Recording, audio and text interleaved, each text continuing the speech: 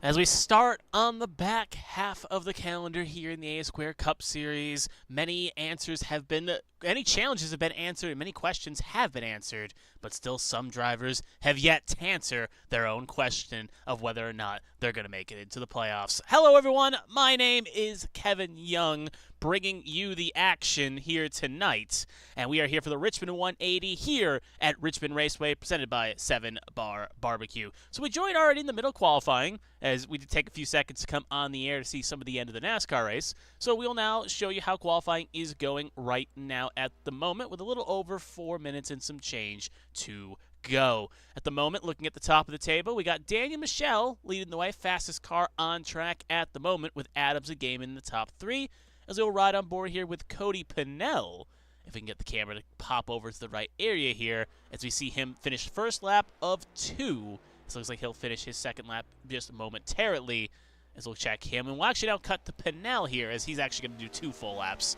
So we'll actually stay on Ryan Pennell here, as he does his 2 laps. Michelle, Adams, Gaiman, your top 3. Then it's Mark Kinswinski, Millett, Dixon, Wanzing, LaJoy, Wood, Fleming, your top 10 at the moment. And obviously one of those names you may have not recognized before, and that is the number Mark Kinwinski, sorry. New name, new face. It's Mark Kinsweathers in the number 1, filling in for John Hagan here tonight. And right now, doing a good job at the moment. Ryan Pennell qualified first lap in P23, so we'll see what the second lap brings for him here. Let's see if he can go a little bit faster. He comes off a 3 and 4 right now to finish up his second lap. It will put him in the ballpark of a lap around 19th position, just outside the top 20. As we get a few more things adjusted here, as we see him finish up his 2 laps. Now we'll go nicely to Bren Roberts, who actually will go on board with the driver of the 84 here, as he'll give us a good indicator of what you got to do around Richmond to put down 2 competitive laps, as Bren is always a fast driver. Qualifying can be sometimes of a struggle for him, but he can definitely show great race pace, so it could be indicative to see what he does around here, as he goes wide, almost hits the wall, and that's pretty much going to ruin probably both his laps here. First lap, P28, and I'm going to assume the second lap may be a bit on the slower side just because of how checked up out of 4 was. As you can see him struggling to fight that wheel, which a lot of drivers are going to have to deal with. Is you're going to have to get on the brakes, get on the power, and then try to pinch it down correctly, and then try to slam the wheel back in the right direction without hitting the walls. The second lap will just be the same struggle there for Bren, as he'll come across the line and will not improve. So we'll cut to Zach Millett as he's doing some warm-up laps here. Last drive at minute, one of the only drivers, actually Alfred George, and a few others. So actually, we'll cut back here as Alfred George is doing a lap right now. Edward Marshall in the Cheetos Mountain Dew machine on 1 of 2 flying laps here, so we'll ride on board with him, and we'll follow him along and see what he can do for his 2 laps. As he comes across the line to finish lap number 1, that will put him P32, a 29.02, so it looks like that may have just been a banker lap, or may have had some problems somewhere. So he's going to have to use the second lap to be a little bit on the faster side. If he wants pole position, he'll have to catch Daniel Michelle in a 22.74. As he comes off a 4 here, where will that number 16 put itself?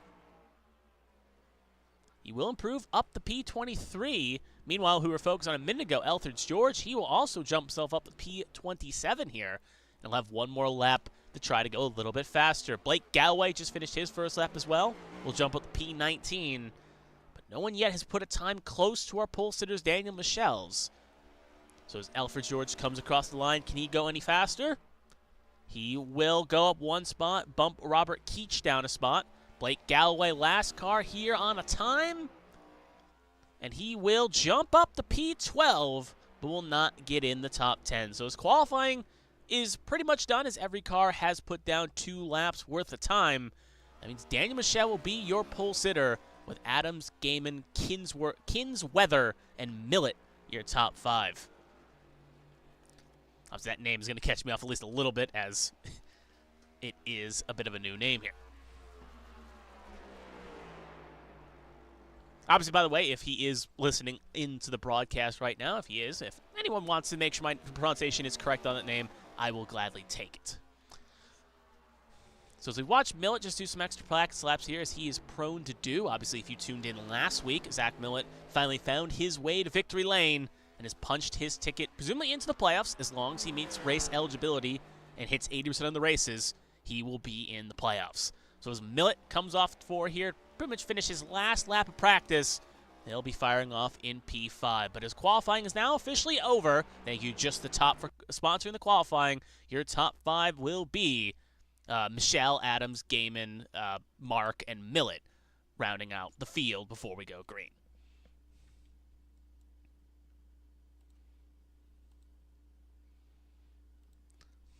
So now drivers will have 5 minutes of warm-up here to practice, get some extra last-minute practice in, get accustomed to their cars, make sure they feel comfortable with their machinery before they head on for 100 and so odd laps around Richmond. While we have this opportunity, we'll take a quick look at some of the news. Obviously, if you do remember a couple weeks back, we were talking about the Bracket Challenge, where that has officially been restarted. It started last week, but due to some semantics, it did get pushed back 1 more week. So now we are officially in the Bracket Challenge to get this going. Obviously, different matchups on display here, as many different rounds will happen. We'll get you an updated bracket next week, as we did get a little bit of a late screen cut on that, so we won't be able to show you it this week. However, we will give you a quick update on some of the matches of where they currently lie. Obviously, John Hagan not here. We've added Daniel Michelle. Kevin Feemster against Jonathan Adams. Cody Pennell versus Chris Fleming. Seth Wansing versus Joshua Battles. Zach Millett versus Matt Fordon. Gavin Hutspiff versus Brian Dixon. Brandon Featherplace versus Patrick Oberstadt. And Bren Roberts versus Matthew Kent. And remember, Bracket Challenge results are based off of previous results, so the driver who scored the fastest at Kansas last week would advance to the next round, and whoever finishes the highest between these 2 drivers here, we'll take an example. We'll say Kevin Feemster and Jonathan Adams. Whoever finishes the highest will move on to the next round, and then so on and so on until we get to the finale. And I believe it is Darlington, but I will give that a quick check here on the calendar. Yep, it will be actually, it will be Kansas. So Chicagoland was last week. Kansas will be, obviously, the finale. Had my 1.5-mile oval tracks mixed up. But regardless, that's where the finale went. So we'll have a couple more weeks of this challenge, and eventually one driver will find victory. And one driver that's known to have great success in the Bracket Challenge is this man sitting on pit road right now, Danny Michelle, our pole sitter. He was last year's Bracket Challenge victor, beating out Seth Wansing in the finals. So he's looking to go 2 for 2 here. And with a good performance last week and being on pole this week, it could easily put him within a good chance to put himself in a good run to win the Bracket Challenge.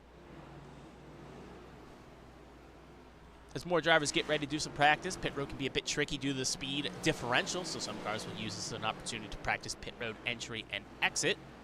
See if we can find one driver, including Matthew Kent right now, who's doing just that, as he's coming into his box right now. We'll focus on another driver here. We'll focus on Brian Johnson here, as he's going to keep getting passed on the 2 cars on the low side there. But it can show that this is a 2-lane track.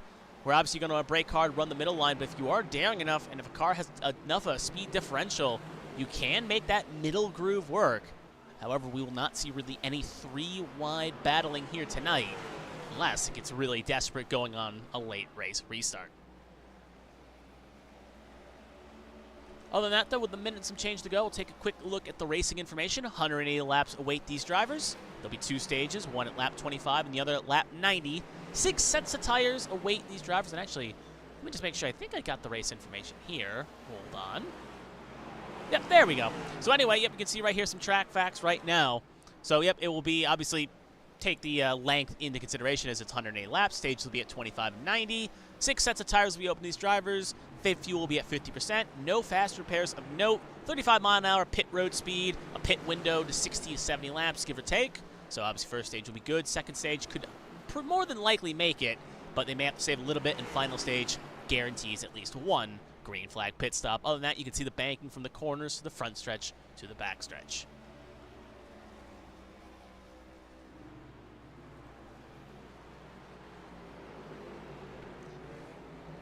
So as we get ready here, Zach Millett currently fastest in the practice session. He, along with Pennell, Dixon, Fleming, and Feemster, your top 5 in warm-up here.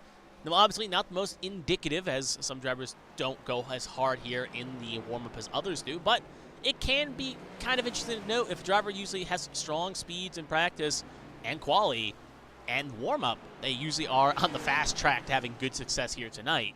So we'll see how it all plays out as we are about ready to put the talk to bed and get ready for the main race. 180 laps await these drivers. We will get ready just for that. Warm-up now officially, now almost officially, and now it will be complete. So warm-up done. Let's get on to the main race.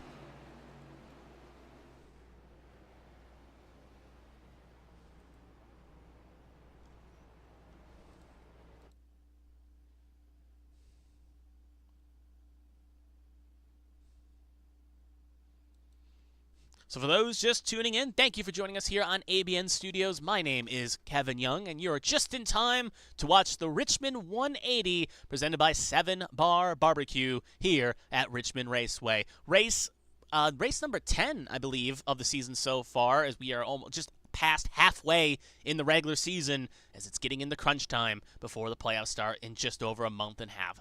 It's time. So we'll take a look at the starting lineup here as the drivers get ready to head to the grid. Daniel Michel will be our pole sitter alongside Jonathan Adams. They will make up row number 1. Row number 2 will be Josh Gaiman, and the fill-in for John Hagan, Mark Kinsweathers. Row number 3 will be Zach Millett and Brian Dixon. Row number 4 will be Seth Wansing and Cody Pinnell. Row number 5 will be Mike LaJoy and Ethan Wood. Row number 6 will be Chris Fleming and Blake Galloway. Row number 7 will be a new face, Keith Hackney and Tommy Withers. They'll make up row number 7. Row number 8 will be Ross Baxter and Kevin Feemster. Row number 5 will be Mark Adila and Patrick Oberstadt. Row number 10 will be Matthew Kent and Ryan Pinnell. Row number 11 will be Matt Vordon and Michael Cheeseburger Lawrence. Row number 12 will be Edward Marshall and Elliot Longenecker. Row number 13 will be Colin McDonough and Brandon Featherplace. Row number 14 will be Elthridge George and Robert Keach Jr. Row number 15 will be Gavin Hutspiff and Brian Johnson. Row number 16 will be Bren Roberts and Marshall Harris.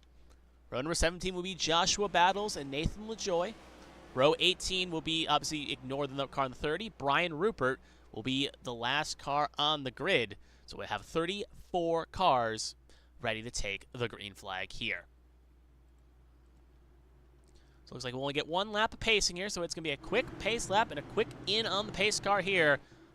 As usual, actually, we'll get 1 more lap of pacing, so my mistake, didn't see the lights out on the pace car there, so we'll get 1 more lap here. So obviously, as it is tradition, pace rules are as followed. Obviously, opening restart will be on green. Every significant restart after that will be on leader's control in the restart zone. Well, that looking at this top first 3 rows here, none of these drivers, excluding Zach Millett, have yet to find victory this season. And obviously, with the one of Mark, he is not up for contention for a playoff seeding if he were to find victory. But for Michelle, Adams, Gaiman, and Brian Dixon, even Seth Wansing, Cody Pinnell in the 4th row, and Michael Joe Ethan Wood in the 5th row, finding a win here tonight could easily make the next 7 weeks a lot easier and stress-free. So as the pace car pulls off, we are going to get ready for showtime. 180 laps to begin, and we already have a quick spin. It will be the 1, and that will be very catastrophic here as 1 car's already gone around, and obviously it's flagged through the box. It is a car park here. Usually we have a moment to kind of stay silent, but that was just calamity. So the cars begin to get going here. 29 going to cut through the grass. So not really an aborted start, but this will be probably the most chaotic opening lap here as we take the green. So we're going to go back here, as usually we want to save these replay cameras for early, but obviously big accident happened here, and we're going to have to start at the very beginning of this. It's going to start at the very beginning outside of row number 2. We're going to go with the eye, and we'll go with a nice booth camera here. Let's keep an eye on the 1. So we're going to play it out. Pace car pulls in. Cold tires are on these cars, and you're just going to see the 1 just kind of kicks it. It kicks out. He clips Millett. That shoots him around. Luckily, for the most part, no one else hits the 1. Everyone else is able to get spaced out, get on the brakes. A little bit of a calamity there between Millet and it looks like Matthew Kent, so we'll have to take a look at that. But otherwise, for the most part, it seems like it was very low speed enough that no one got a lot of damage. Take another look. This time we'll focus on the 31 of Zach Millet here. See on the low side here. Green flag out. Yeah, it just kicks on cold tires. He goes up the road, comes down, and then just gets a... We'll see if he gets hit. Yep, he gets hit by Kent and Vordon. Double whammy. We'll take two more looks at this because I know we're probably getting close to a restart here quickly. So we'll take two more looks at this. We'll focus on the 15th of Matthew Kent. So he'll have an interesting view of this. You can see right there, just a car park. 69 goes around, tries to go up, and yeah, there's no hole there to try to fit through. And one more look, we'll ride on board with the one inside the machine. Just see, obviously he's in second gear, and you just see it kick out. We'll run it just a bit. Obviously second gear, he goes from first there, rides it in first, then shifts up to second, and that's when the car kicks. So just a torque issue where the car kind of got to the rears too quickly, spun the tires, and with the cold tires, the one just couldn't hang on. So back to live action. If the button works. There we go. Obviously, you can see cars getting lined up here. The field is still pacing. Michelle just had a bit of a lag spike there, so he's now back in. But an interesting start to start this race. That is definitely for true there. And obviously, we see John Smeal in the chat rooting on his team. Well, bit of a rough start there for one of his drivers, but still a long race. No cars retired off that incident. Zach Millet has come down at least one more time here to fix up the car, and even then, it doesn't look horribly damaged, so we'll see if the speed is still in that machine. But he's come in the top, fix up his car a little bit extra. Matt Kinsweathers, I should say, Colin McDonough, Matthew Kent, Vordon, Roberts, and Millet all have come down pit lane to fix their cars here. So it looks like Mark Dila, yeah, is going to drop to the rear here, but still on the lead lap. So as I was saying, we will now hopefully go green this time by with a little less shenanigans. Pace car will pull on off, and for real this time, we are green flag and underway again, and the 61 struggled to get going there. He will kind of get checked up a little bit as the rest of the field will fire off, as it's a lot smoother second restart of the race.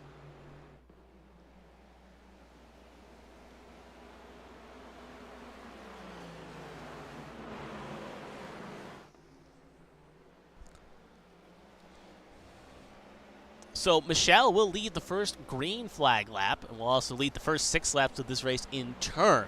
As he'll get a good launch. Jonathan Adams will follow in on line in second. You know, you can see other action further back. Seth Wanzing, Chris Fleming, they're battling here. Wanzing will get a round. Blake Galloway going to try to barge in on Ross Baxter there. Fortune favors the bold, and Galloway qualifying 12th wants to move forward. Ross Baxter gets a little contact there, but he'll keep it all point in the right direction here. But this is why 3 wide, like I was saying in the pre-race, doesn't work out around here because this track closes quickly with those walls. You got to be careful to make sure you don't end up becoming another casualty, I should say, around this track, in the sense of taking your car to the graveyard. So as you watch Tommy Withers and Ross Baxter battle for 11th, keep an eye throughout the field here as battles begin to brew and cars begin to battle on track. See if we can go with a nice wide shot here to show you what I mean.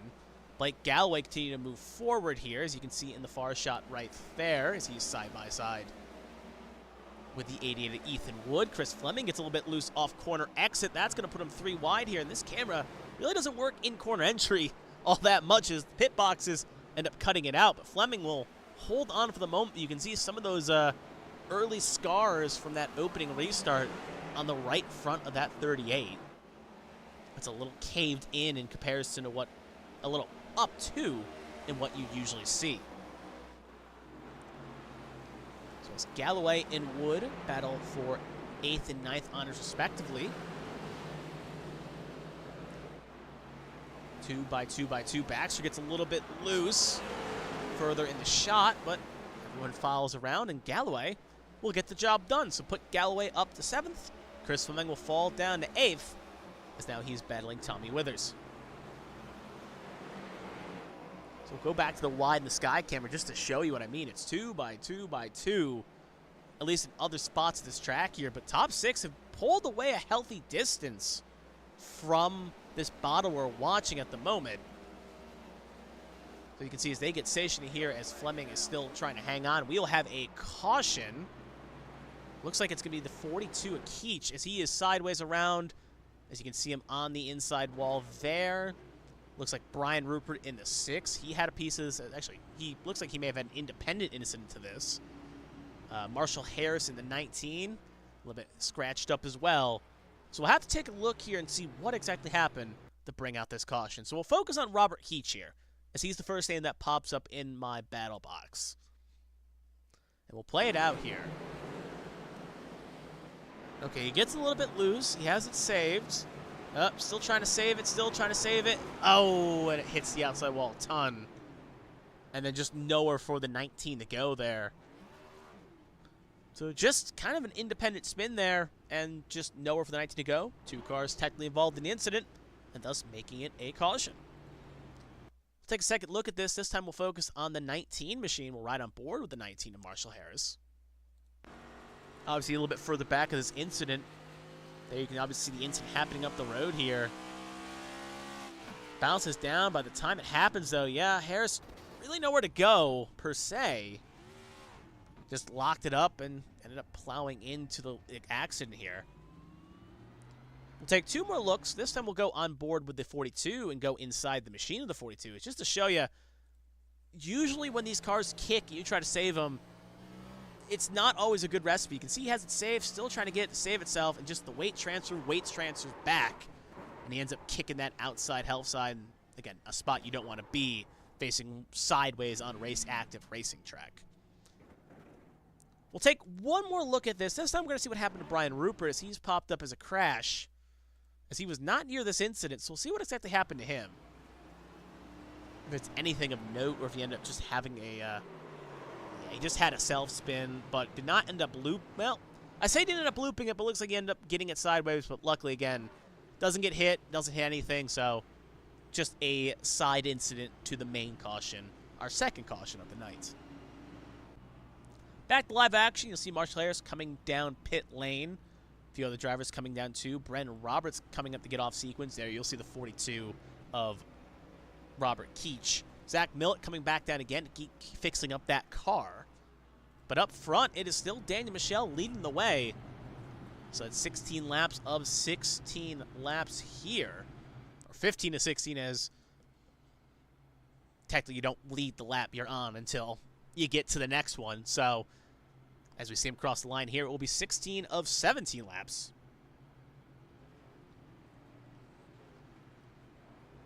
There it goes. So anyway, yep, he has led all the laps so far today.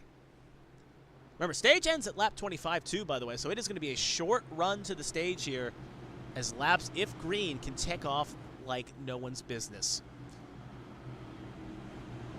So it'll be Michelle, Adams, Brian Dixon, Cody Pennell, Josh Gaiman, Seth Wansing, Blake Galloway, Chris Fleming, Tommy Withers, and Ethan Wood, your first 5 rows of cars here, as we will have a mad dash to the end of the stage here. If they were to wreck, we could probably get one more caution before the stage ends, but it's up to the drivers to see when that caution, if that caution comes out. Pace car pulls off, green flag is out, and away we go. Good launch by Michelle, but he did get a little bit bogged down, and you'll see that in effect as Adams trying to rip it around the high side here.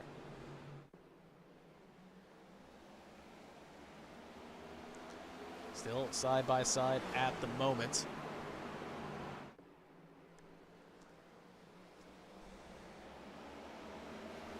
Michelle will lead that lap. As you can see, Adams not going away on that high side here. Adams goes just a bit up the road, just a bit too high, and that will open the door and allow Adams to fall to second. Meanwhile, a little bit further back, Ethan Wood, Featherplace, and Withers were side by side, so that's why we jumped to that. Featherplace will split the middle, and he'll fall in up to 10th, as he will be the last driver in at stage points at the moment. So we'll cut back up as we watch this battle here play on. We'll go with a wide shot to show you. Top row spots, nothing of note is changed. Cars are running single file, so this is closest 2x2 battle we have at the moment. And it is for the first driver out of the stage points right now between Wood and Withers.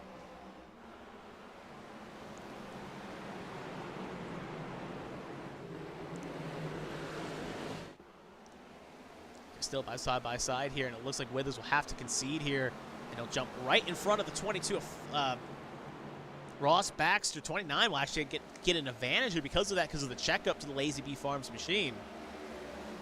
So we got 3 to go in the stage. Watching just outside the top 10 here at the moment as they're battling on, including the one who's trying to rebound from an early mistake.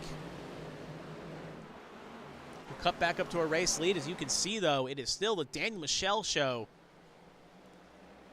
As you have 3 laps to go in the stage. Technically 2, as they do call the flag on lap 25. Looks like something's happened to 61 at Gaiman. He has spun it through the infield here. No caution will be called. We'll take a look at what exactly happened in a second, but I will take a guess. Maybe it was presumably just a spin, as he'll come back up to the line here. And 1 to go in stage number 1. Daniel Michel got a healthy gap to Jonathan Adams, but Cody Pennell knocking on the door for second. We'll see if Adams can hang on here.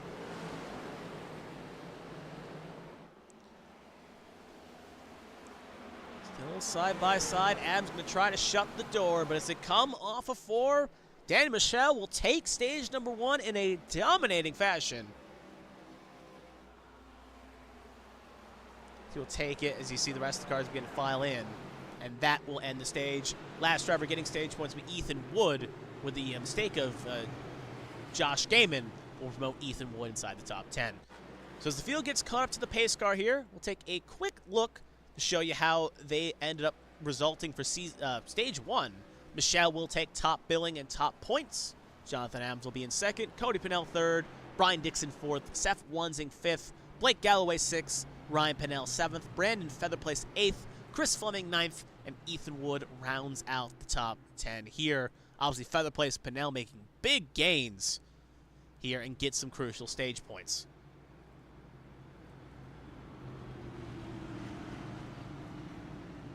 So as the field comes down to pit, we'll take a quick look here to see what exactly happened to Josh Gaiman as the field pits. As we obviously saw an incident happen with him when he came in. See if we can find it. There it is. So as the field gets pitting out here, we'll do a quick update in a second here. We're just going to watch Josh Gaiman here. Obviously, it was not called a caution. Yep, he just lost it on his own inside the top 10. Looped it around. And that's all it takes sometimes. The corner exits can catch you off guard if you're not careful. And you can see the effects that had. Back to live action as we watch the race off pit lane. Seth Wansing will win it with a strategy call. Then it will be the one coming out next. Edward Marshall, Brandon Featherplace, Daniel Michel will be next. Adams, Pennell, Dixon will be the first 7 or 8 cars off pit lane. Should be worth noting as well, Kyle McDonough and Bren Roberts both stayed out here. Mark Deal looks like he tried to stay out to get the wave around here, but sadly because of McDonough staying out, he will not get the wave around, and he'll have to stay 1 down here. Wansing took fuel only, if I'm reading my numbers right here. He took fuel only, along with Mark Kinsweather, Edward Marshall, Brandon Featherplace. Edward Marshall, Kinsweather, and Wansing took fuel only. Looks like Featherplace took 2 tires.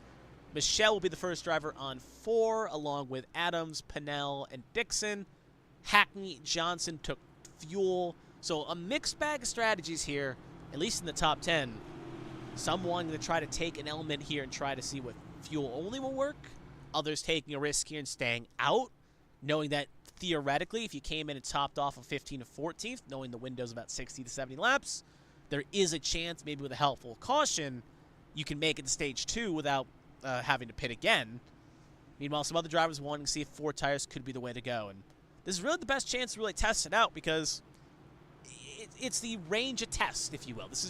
You want to learn what you know now so you can use it later if so needed.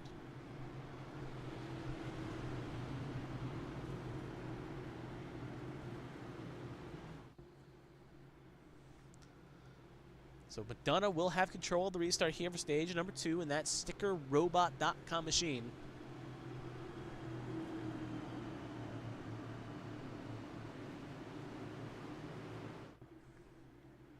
So the pace car Cole's on off, control will be on him. Green flag is out, and away we go to start stage number 2.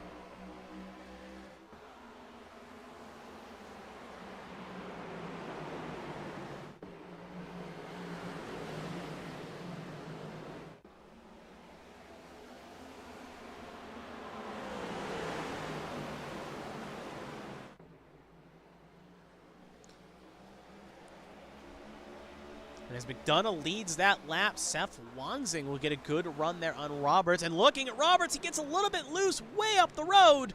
He'll hit the outside wall just a bit.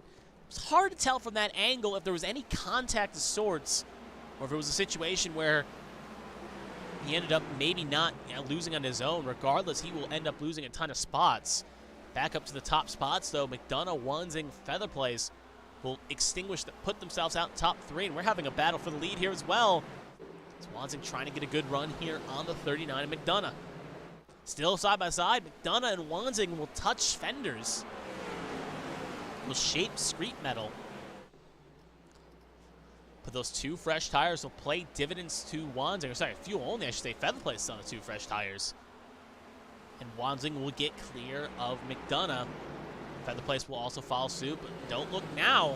Daniel Michelle, Adams, and Pinnell on those 4 fresh tires are making haste and making pace.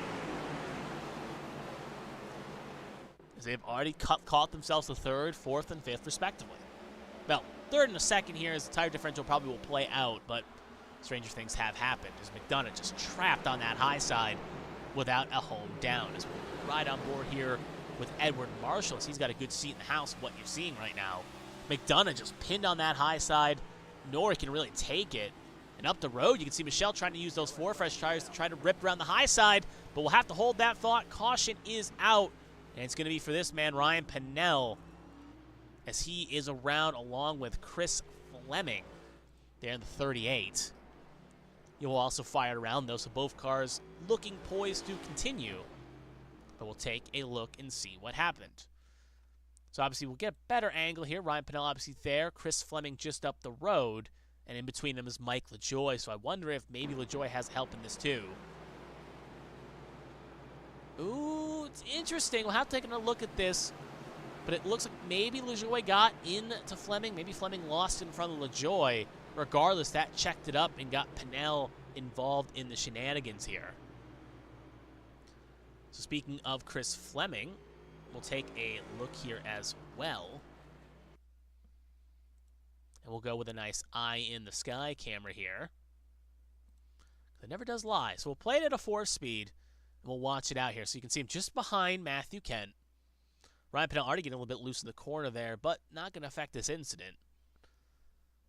Yep, right there. LaJoy, kind of door was open. You see Fleming maybe coming down. Regardless, that causes the incident here. And then LaJoy ends up giving a little bit of a hit there to 38. You can see Pinnell trying to take evasive action. Hits Patrick Oberstadt a little bit. Oberstadt hits the wall a little bit, and in turn, 38-12 come to contact. And then that sends them both around. We'll take one more look at this. This time we'll focus on Mike LaJoy, and we'll ride on board with Mike LaJoy here.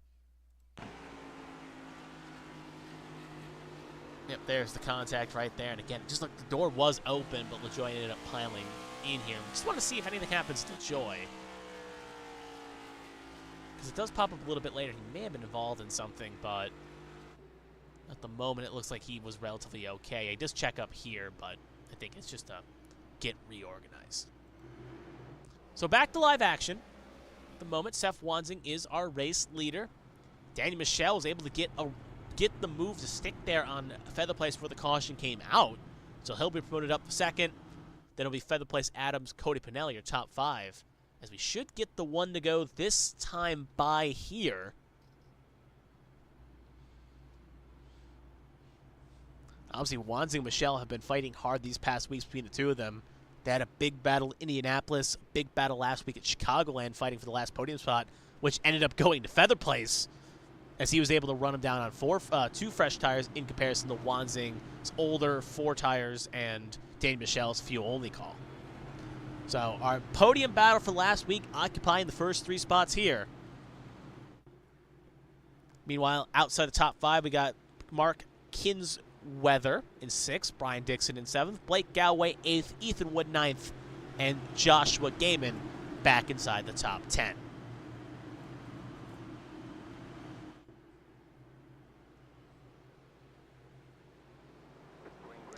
Green flag back out, and away we go again. Good launch there by Wanzing. Michel using those 4 fresh tires to grip up here. So the cars begin to fan in. We're keeping this eye on this lead here. Further back, you see Adams and Feather Place battling for 3rd. It's about just getting the drive off to have a chance here. And it looks like at the moment, Michel is going to use it to his advantage. And he will clear new race leader, the 25 of Michel. Now Jonathan Adams also looking poised to try to get around the 5 here, as he has now gotten around the 34 of Feather Place. Speaking of, we'll go on board here with Brian Dixon, teammate to the 34. So he's got a pretty good seat in the house to watch these 2 battles here. Adams going to go over-under on Seth Wanzing there. And we have another caution here. Sometimes they can come quickly by, and I think I have a hunch it could be the 69. It's not him. Honestly, at this moment, I'm not directly sure. I'm not seeing anything to note. It may have been Nathan LaJoy in the 97. It looks like he may have jumped the pit lane here. So, yeah, that front end looks pretty crunkled. So we'll take a look here. See what exactly happened. There's the 97 LaJoy. Time of caution, yeah, the front toe is completely broken, so we're going to have to follow him for a second here to see what exactly happened to him. Oh, all right. All right, so we now kind of clue what happens. We'll pause here. We'll go to our scene of the crime here in the 83 Gavin Hudspeth. So he and Edward Marshall come to blows. Oh, interesting. And then obviously nowhere for LaJoy to go. Very odd situation. Looks, yeah. The moment it looked like the 83 got on the corner panel there at the 39 and ended up shooting him backwards. We'll wind back here for a second. Obviously, we don't have really a good call of this, so we'll go with a nice high camera here. There we go. Played at 4th speed. Looks like Fleming comes up just a bit on corner, and that clips the 39. Gets them both loose. The 16, obviously, with the speed differential, gets into the 83. 16 locks down successfully, but the 83, it shoots back up, and then with the 16 there, it just caused a bad situation for all 3 cars. We'll take one more look. We'll focus on the 97 this time, as we'll ride on board with the 97, as he's going to have probably the worst lick in this incident. So there's the contact up the road. He gets, Gavin Hudspeth gets Marshall, nowhere for the Sun 87 to go. He T-bones the 83, and that ping pong breaks the toe link on the 97. As you can see on the wide shot here, that car is pretty much toast. It's probably going to be an early day done for Nathan LaJoy, as he's still now stationary on pit lane. Back to live action we are. Daniel Michel leads the way as Gavin Hudspeth leaves the pit lane here. While we were doing that, Seth Wanzing, he elected to come in, so he pits, gives up 2nd or 3rd spot, I think it was 3rd spot, to get 4 fresh tires on it. Quick update on who is where. We have 31 cars on the lead lap. Zach Millett is one of the only cars one down. He's the only car one down, I should say. Nathan LaJoy looks done with the day. Mark Dila is about 20 laps down, but still continuing on. Only car out of this race at the moment is Robert Keach Jr., but I feel like, again, Nathan LaJoy will be joining him in maybe a couple laps' time. So 31 cars still running. Millett still dealing with some heavy damage here, hoping to try to get back in the lead lap here if he gets another caution. And that will be that with Mark Dila multiple down. Unlikely he'll get back on the lead lap wall. Just hoping for more cars to end up retiring. So lap 45 here, coming to 46. Stage ends on lap 90. So just a smidge under halfway to stage number 2. Or at least stage number 2 from current race distance, I should say. Pace car pulls off. Good launch on Michelle, and away we go. And Adams really struggled to get going there, and that will open the door for Feather Place, as he will be side by side with Adams heading off into one.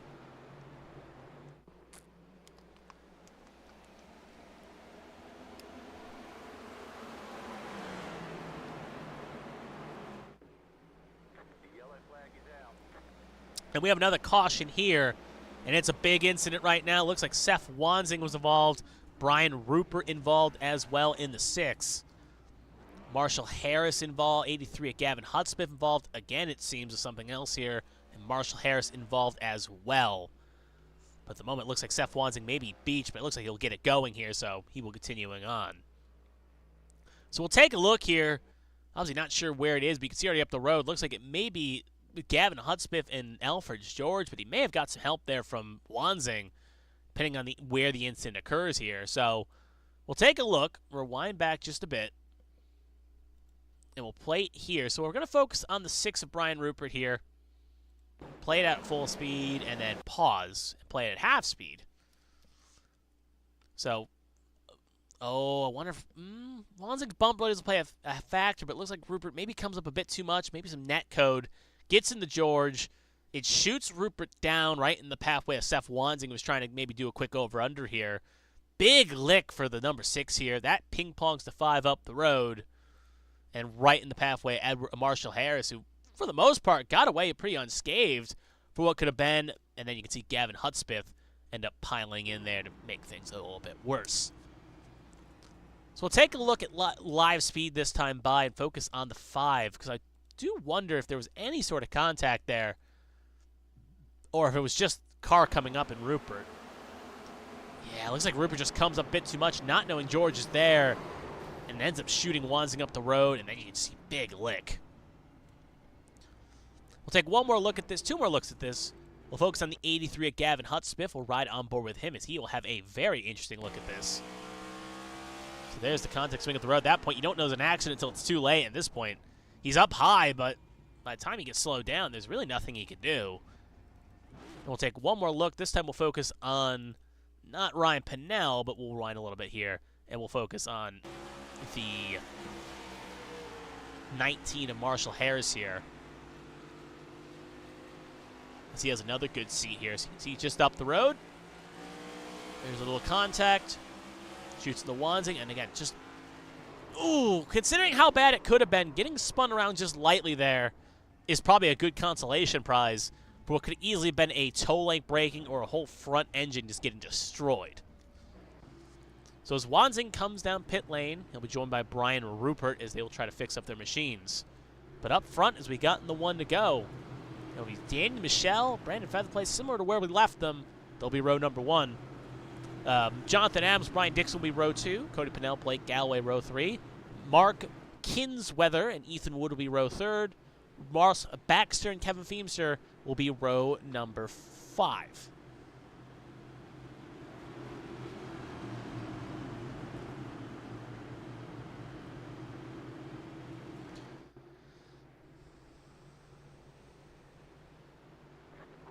Green flag back out, and away we go again. That outside line really seems to struggle here as they fire off.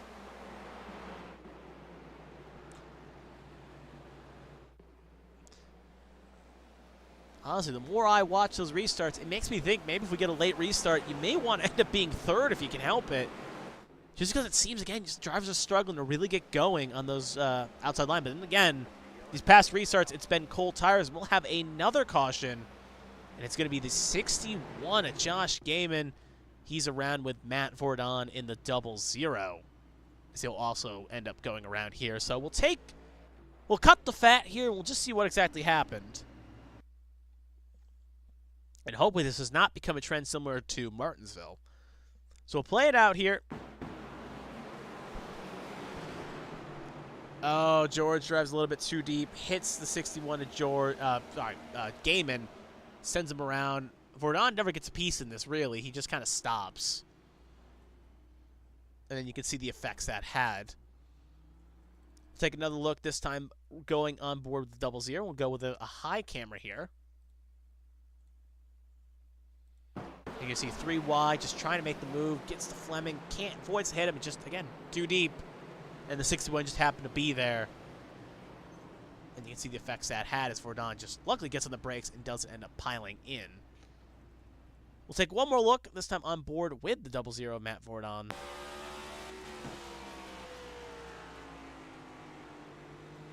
Once again, sometimes that just can be short track situations. Car goes a bit too deep, and you end up just kind of being involved whether you like it or you're not. But again, luckily being so low speed, it will be more than likely that there'll be no real heavy damage on both George and Josh Gaiman. Back to live action. Pit lane, a pretty busy place. Matthew Kent coming down, along with Alfred George, Matt Vordon, Marshall Harris, Gavin Hudspeth, Seth Wansing, Brian Rupert, and Nathan LaJoy. Of note, Matthew Kent really the only car not involved in an incident electing to come down here. Rest of those cars coming in to fix up damage. Up front, though, it is still Daniel Michel with Jonathan Adams, Featherplace, Pinnell, Dixon, and Kensworth, your first 3 rows. Or Kinsworth, I should say. Blake Galloway, Ethan Wood, Ross Baxter, Kevin Feemster, your first 5.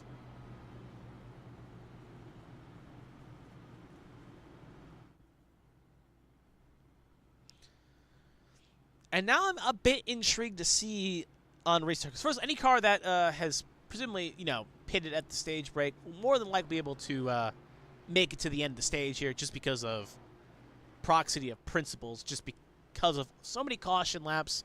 If there are any fuel concerns, they should be more than well good to make it to the end of stage number 2. However, it does raise an interesting question here now, like I was about to propose.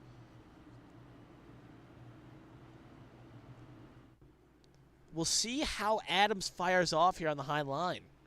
Because we saw Featherplay struggle on that high line. We saw Adams struggle. We've seen other drivers struggle to really get going on a restart here. So the question will be, how will the outside line work here? And can they stay in tow?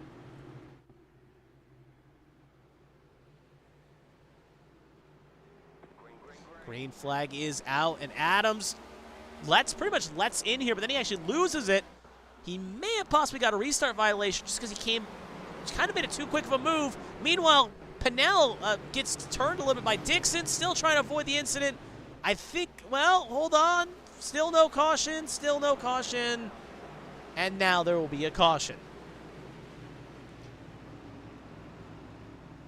So rough stage start to stage 2 here. Hopefully we can get this ironed out. But we'll probably best just start at the beginning of the lap here, just to see what happened. On that, no one really got, again, major contact to anyone, so very low-speed incident, but still going to cause a yellow. So obviously, we'll wind back here a bit. Obviously, this is the point of the caution, so we're going to go back to the race restart here. And first of all, I want to see what exactly happened to Adams here. Does he end up getting bogged down, or does he end up just trying to make a lane change? Green is out. Yeah, no, that's a violation per se because he made the move before the line. Possibly anyway, so that could be a penalty waiting Adams. Then at the same point, maybe that's why he checked up. Then anyway, you can see the contact above the road there with the 28 and the 22, and then Pinnell had no real way to stop it. So we'll take another look, this time focusing on the 28 of Cody Pinnell here. There's the green. There's Adams making the move. Dixon on the low side. Pinnell on the high side. Ooh, I think Pinnell may have came down on Dixon. That gets 28 loose. Trying to save it. It hits Paxter a little bit. Still trying to save it. And that little extra contact shoots him around. And at this point, the stewards really had nothing to do and had to call the caution. We'll take one more look. We'll ride on board with the 22 of Ross Baxter here. As he'll have a good seat in the house for this one. So green flag out again. Again, I'm curious to see what happens to Adams. I would assume that is a restart violation, but then again, maybe he also looks like he may have spun it. Who knows? Anyway, there's the contact. Brax tries to go low and just nowhere to go, and then gives the hip check to Pinnell that ends up shooting him around there and sends him sideways. So back to live action. There you can see Cody Pinnell at the moment. currently sitting in 25th. As we hit the magical lap 60, 30 laps to go in stage number 2. If it stays green, we should be done with the stage quite quickly. It's up to these drivers to keep it clean here.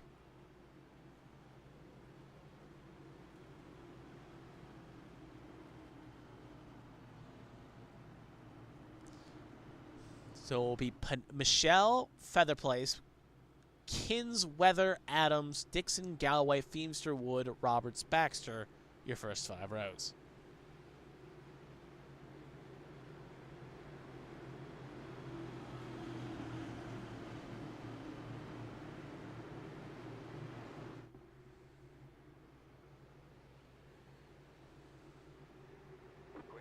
Green flag is out, and away we go. Good launch there by Michelle. Featherplace will be side-by-side to boot here, but better restart for Featherplace. It's still not really getting going there the way he probably should. Well, Matt battling side-by-side with Adams. Adams clear at the moment. And you can also see Blake Galloway and Brian Dixon as they battle for top 5 honors.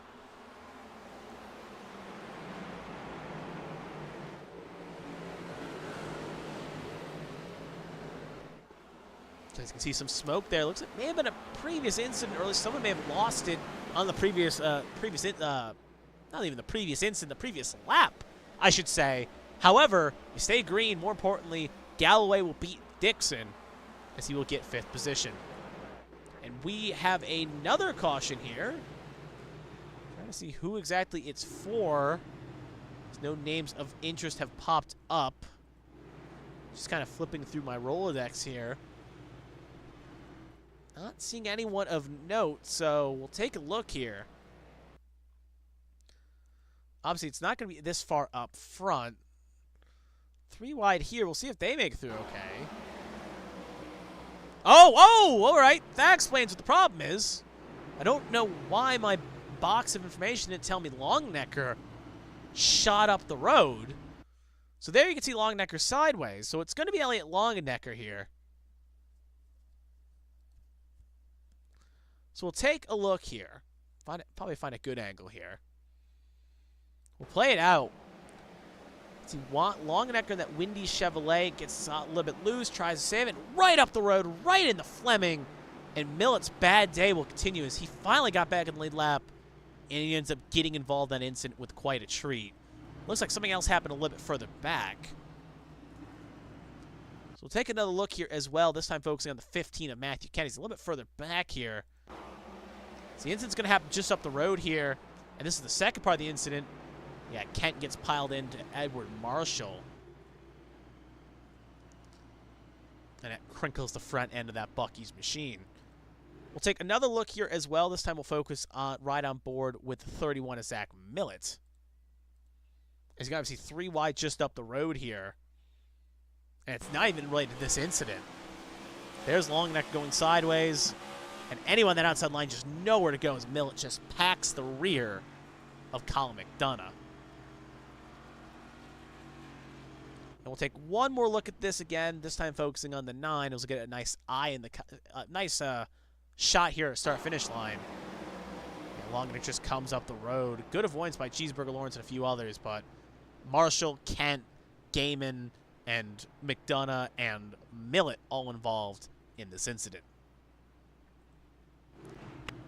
Back to live action. Dan Michelle, still our race leader. He has had a dominating performance here at Richmond, to say the least, so far. He's had 53 of 66 laps. Only laps he really hasn't led is the early part of stage 2, where he ended up losing a couple spots in pit lane for going for 4 tires. But once he's gotten it back, he has set sail and is moving forward quite quickly.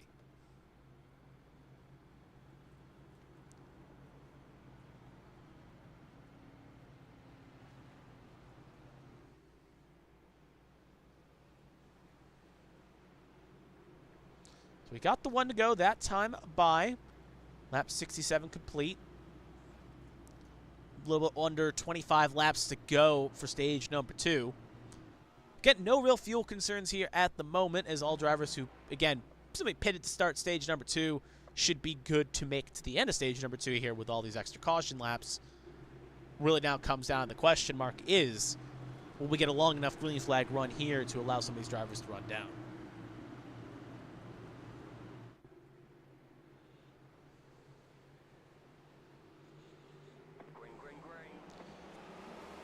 Green flag is out. Michelle gets a little bogged down. That will open the door for Feather Place here.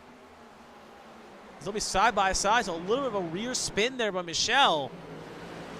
However, he'll still be able to fail at the moment, still side by side.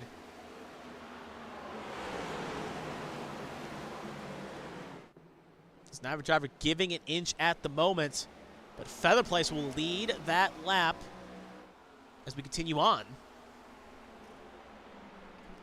Michelle presumably got the better lane here, at least for diving in, but if you can hang it on that high side, you can get the drive off. As you can see at the moment, Michelle going to have to do something aggressively deep here to try to hang on to it. Trying to drive up a little bit, maybe off center that 34 just a bit. Just can't get on that corner. We'll have to neutralize this again. So you have another caution. Chris Fleming, Matt Verdon, Cody Pinnell. Looks like they all got a piece in this incident. So we'll take a look here. We're getting a little bit too many cautions here, at least in stage 2. Hopefully we can get this cleaned up, boys and girls. But you can see right there, Pinnell gets a little bit loose. Right into Fleming. And then nowhere for Marshall to go as they finish him around. Verdon, Dila piles into Verdon. So now we'll focus on the 28 of Pinnell and see if he ended up having a single incident here, if he ended up maybe getting some help. Just ahead of Brian Johnson. Oh, he hits the back of Brian Johnson. That checks him up a bit. And then that causes the rest of what you see here. These cars just try to avoid and get in and out of the incident here. Take one more look. This time we'll ride on board with the 80 of Mark Dila.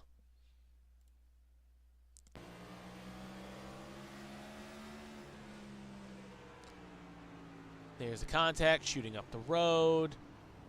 Get nowhere to go. Dila tries to go high-low and just ends up running into the back of Matt Verdon. So back to live action. Chris Fleming down pit lane at the moment. Pit lane a very crowded place at the moment, as you can see if we go by our pit road screen right there. I had to find the graphic. A lot of cars coming down and some are now escaping. 38 of Fleming, 15 of Kent, Verdon, 84 Roberts, 16 of Marshall, 19 of Harris, as they all come down to fix up their cars. And more than likely, I think most all of them should beat the pace car here. Looks like it'll be close with Ryan Pinnell, but he'll time it just right. And he'll end up avoiding going a lap down here. The only thing that kind of sucks is with these short tracks, if you get the damage is light, but if you have to spend a lot of time in pit lane, you can easily go multiple down trying to fix up your cars so you don't get a lot of time to fix up damage. So as cars get cycled up and caught around, we'll cut back to our race leader. We'll do a quick rundown of where everyone is at the moment. We have 28 cars on the lead lap. Longenecker, first car, multiple laps down as he is 7 down. Hudspeth is 15 down. Dila is even more. At the moment, we have Seth Wanzing presumably out of this race, Brian Rupert out of this race, Nathan LaJoy out of this race, and Robert Keach out of this race. So 4 cars retired at the moment. Dila still going around along with Hudspeth, Longenecker, as they are multiple down, those 7 or more, so unlikely they'll be able to get back on the lead lap without a lot of cautions. But up front, it will be Brandon Featherplace, Danny Michelle in row number 1. Featherplace now finally gets control of the inside lane and will dictate when to go.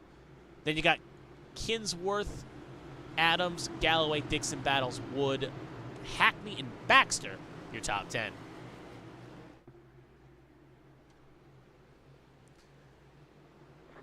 Green is out, and away we go. Adams struggles to get going again, and that's going to leave a bit of a hole on that high line.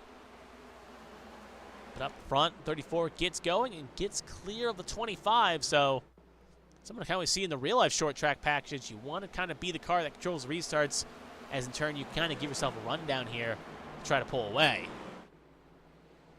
So the moment, top 3 at the moment, still in our shot as we hit lap 75.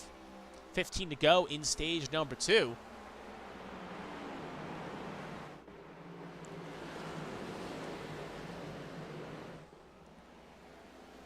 Folks on battles up front at the moment. We're keeping an eye on the battle for the lead here. And remember, Brandon Featherplace took 2 tires on the stage caution restart. Same thing with Matt Kinsweather. He looks like he took fuel only on his stop, but presumably came in and took 4 tires somewhere in a litany of pit stops before stage number 1. So had that luxury to take fuel only on that stop. So at the moment, if you're taking notes at home and trying to keep Talbot a score, Brandon Featherplace is doing a good job on 2 tires here. It shows that maybe 4 tires aren't cracked up to be, especially on late restarts, if you know what you're doing. Michelle way up the groove there, trying to hang on the high side, and that opens the door here for the 1. And that Kroger's machine, but will not be able to get the door shut. However, that will give Featherplace some breathing room here in that Ghost Energy machine. Well, we got the second little ride on board with Jonathan Adams currently sitting in 4th. So he's got a pretty good seat at the house at the moment here, as he's got a good distance away, as we'll go to the gearbox to show you. Got a healthy distance away from Brian Dixon in 5th, and he's got a good seat here in the 4th spot. So if anything were to happen, theoretically, he can easily get caught, can easily avoid it with the gap he has.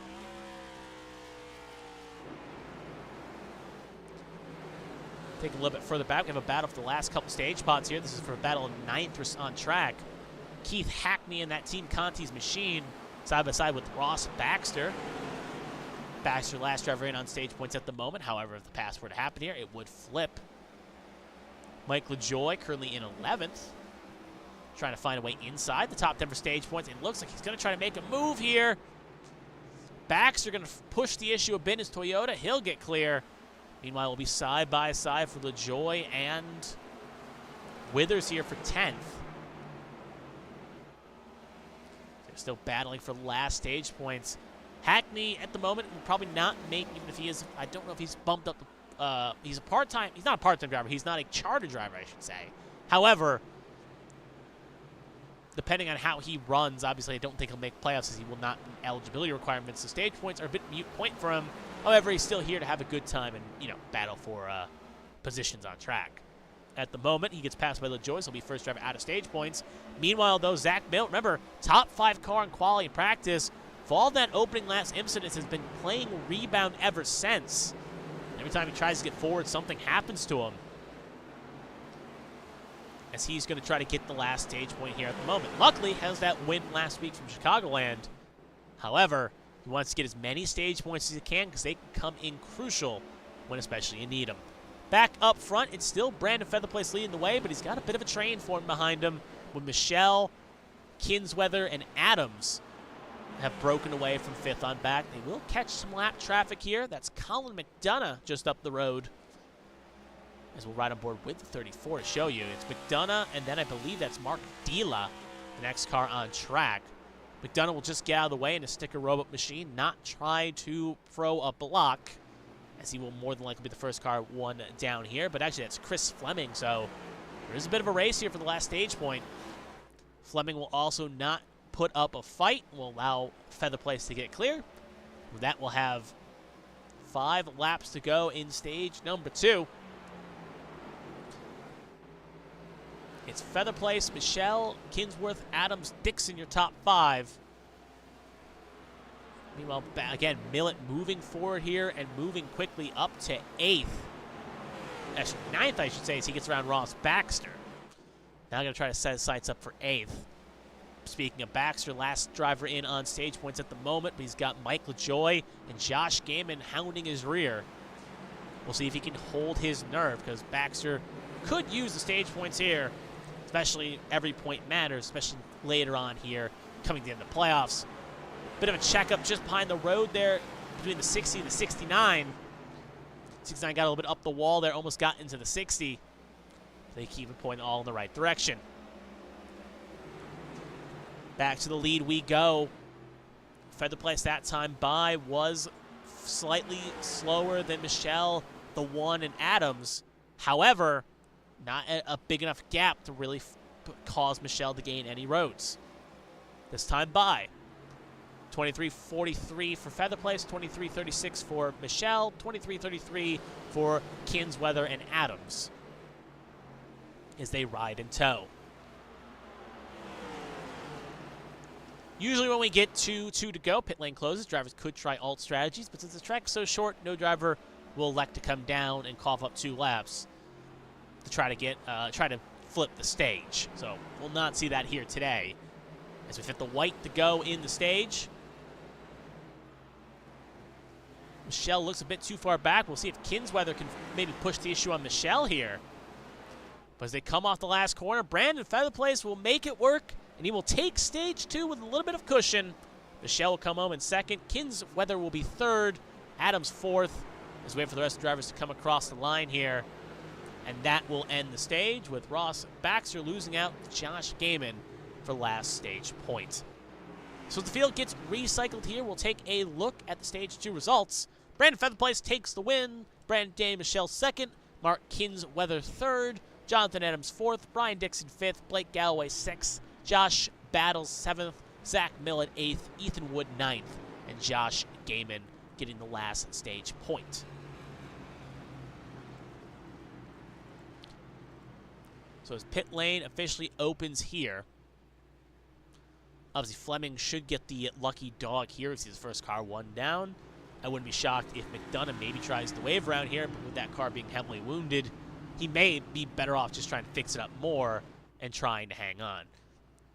So as everyone comes down pit lane now, we'll go with show the inside of pit lane, then we'll cut to the other camera there to see who can win the race off pit lane. No cars liking to stay out other than Dila, who's using this as an opportunity to get another lap back. Colin McDonough will also stay out as well as he tries to take the wave around. So now we wait on the edge of pit lane here and see whose virtual crews can get it working.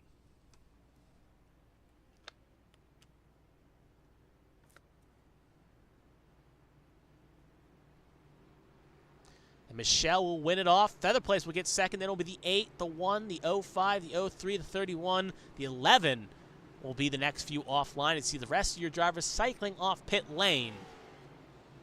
You can see most drivers elect to take 4. Only one driver electing to go fuel only. That will be Elthridge George in the 40.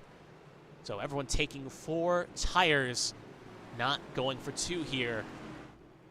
As we know, 6 sets are the name of the game. And for the viewers at home, if they can keep track, only 2 sets have been burned with Danny Michelle. So at the moment, looking poised to have still a healthy amount of sets left. 4, probably 3, because one more green flag pit stop or yellow depending. And if we get a late restart, it could be 1 more. So no drivers really pushing the limit of needing tires here. Obviously, some other drivers that have come down multiple times could have maybe a disadvantage of tires. As like Matthew Kent, Marshall Harris, Matt Fordon have come down 11, 10, and 11. I'm reading this right. I think 11, 10, 11 times respectively to fix up cars and damage. However, differing strategy, and also maybe not taking tires every time. So as Dila will get his lap back, that will give him a wave around here. We'll still put him a ways away from getting back on the lead lap. However, as we got the one to go to start the final stage, it'll be Daniel Michelle and Brandon Featherplace, row number 1. Thank you to the correction in the chat. It's Mark Kissenweather, not whatever I was saying before. Kissenweather and Adams, row number 2. Blake Galloway, Zach Millett, row 3. Brian Dixon, Josh Gaiman, row 4. Josh Battles, and Ethan Wood, your first 5 rows. Again, thank you in the chat for the correction there, as I haven't seen the name before, so it's good to see a correction there. We'll get it right here from now on. But anyway, control will be on that 25 as we get ready for the final restart. Green flag is out, and away we go to start the final stage of the race.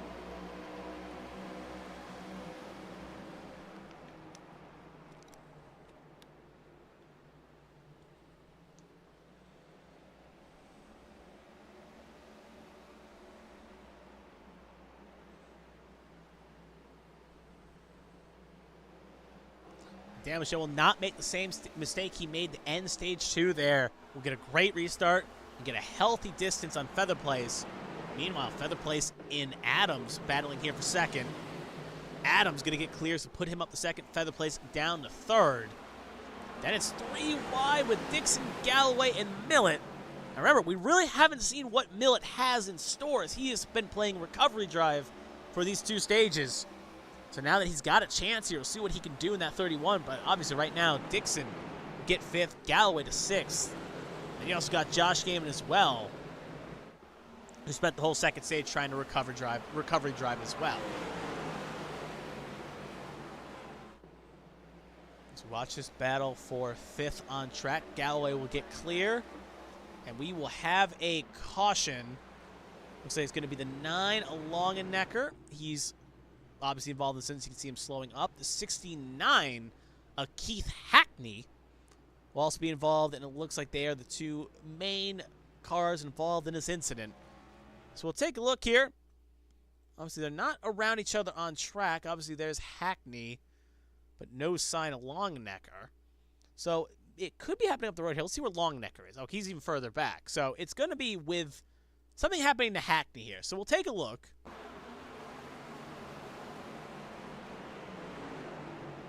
Oh, Cheeseburger goes a little bit high up to the corner, gets into Hackney. Johnson ends up piling in a bit, and then nowhere for Longnecker to go. So very odd situation there. We'll take a second look here. This time we'll focus going with a high in the sky camera here. Focus on the 47.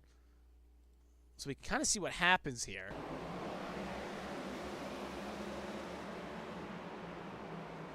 Yeah, Hackney goes just a... Lawrence goes a bit too deep into Hackney.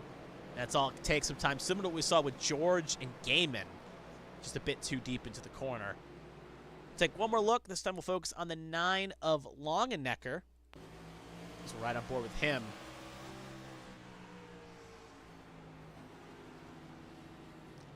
So there's Hackney, Johnson nowhere to go, and obviously Longenecker just piles into the grip Hackney machine there. Ends up piling in. So obviously right now Hackney down pit lane, as he's going to fix up his car along with Lawrence and a few others. But up front, it's Dan and Michelle. Obviously, restarts matter here, and kind of my hypothesize, usually we see in iRacing, obviously when the leader goes, he'll have always control. However, we're really seeing sometimes, even in some tracks, you can see sometimes a car can't time it right, but can always kind of get back going here. However, that outside line almost seems like the kiss of death, especially if we get a late restart. Because we see in regards, when a car gets kind of bogged down on that high side, if they can't time it right, which seems to be a lot of drivers are really struggling, they end up just falling down to the next car in line. And we saw, for instance, Adams was able to jump feather place. So, and we even saw with the last restart before the end of stage 2, when Michelle got bogged down a bit, feather place was able to get clear, he ended up taking the stage and even survived another restart. So getting that inside line is key, especially for a late restart. So if we do get a late caution with how many laps to go, 10, 5, if drivers come in, it could be a race to try to get to that low line. I wouldn't be totally opposed, maybe even saying, again, being second car on the inside line may be a slight better advantage than being first car on the outside line. But we don't have a choose cone for that reason. We'll have to see how this effect plays.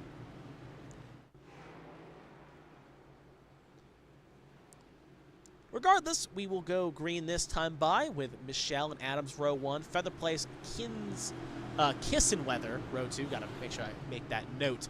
Galloway, Dixon row 3, Millet, Gaiman row 4, Wood, Roberts your first 5 rows. As the pace car pulls on off, control will be on Michelle.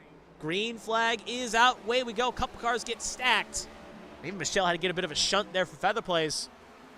We continue on. Michelle will get clear of Adams to put him up back to the point. Kissenweather trying to make a move on feather place here for third. And you also got Galloway and Dixon continuing their battle.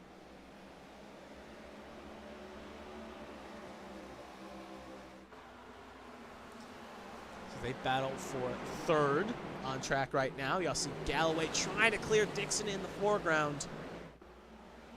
Just can't fully get the job done. Stay on this battle for third, but now you can also see Zach Millet joining the fro here. as Kissenweather will get around Featherplace to put Kissenweather up 4th, Featherplace down to 5th.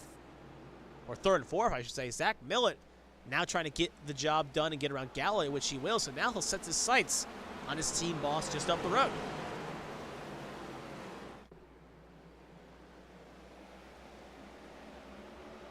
So let's go back up front. Daniel Michelle just set the purple set the race last lap. This time by still setting another blistering lap as he's pulling a little bit of a distance on Jonathan Adams. Kissenweather gets a good run there on the 8 machine of Jonathan Adams. So we're right on board here with Kissenweather. Obviously a substitute for John Hagan, who's usually in that one car. Obviously missed the last 2 weeks.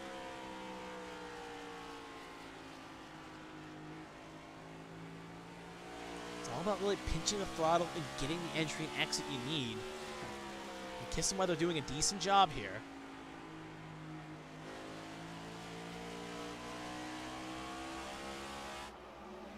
But this track can be a bit of a pain to pass at, especially if you catch a car at the wrong corner and the wrong angle.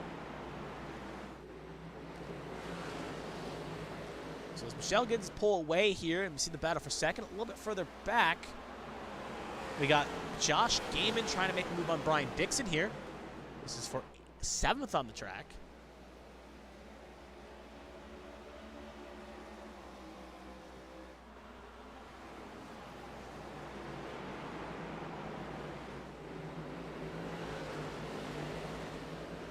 Gaiman still trying to stay and push quickly.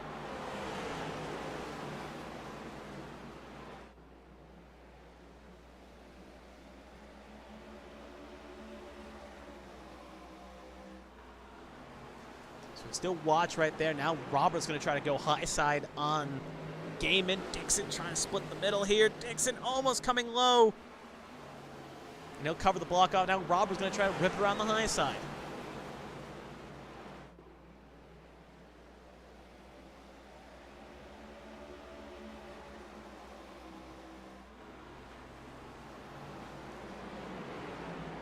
Hit one lap out of 180 here. It's watching this battle up front, though. You can see Michelle has pulled a very healthy gap on Jonathan Adams. Meanwhile, Team Boss fighting Team Driver here.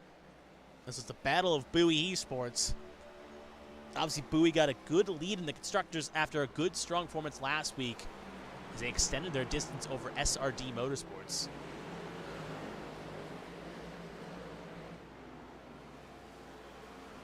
Still side by side at the moment. And we have a caution, so that will neutralize everything here. Had a good run going. Looks like it'll be Cody Pinelli. You can see him sideways, and it looks like Josh battles in the 11. Also, not sideways, but slow.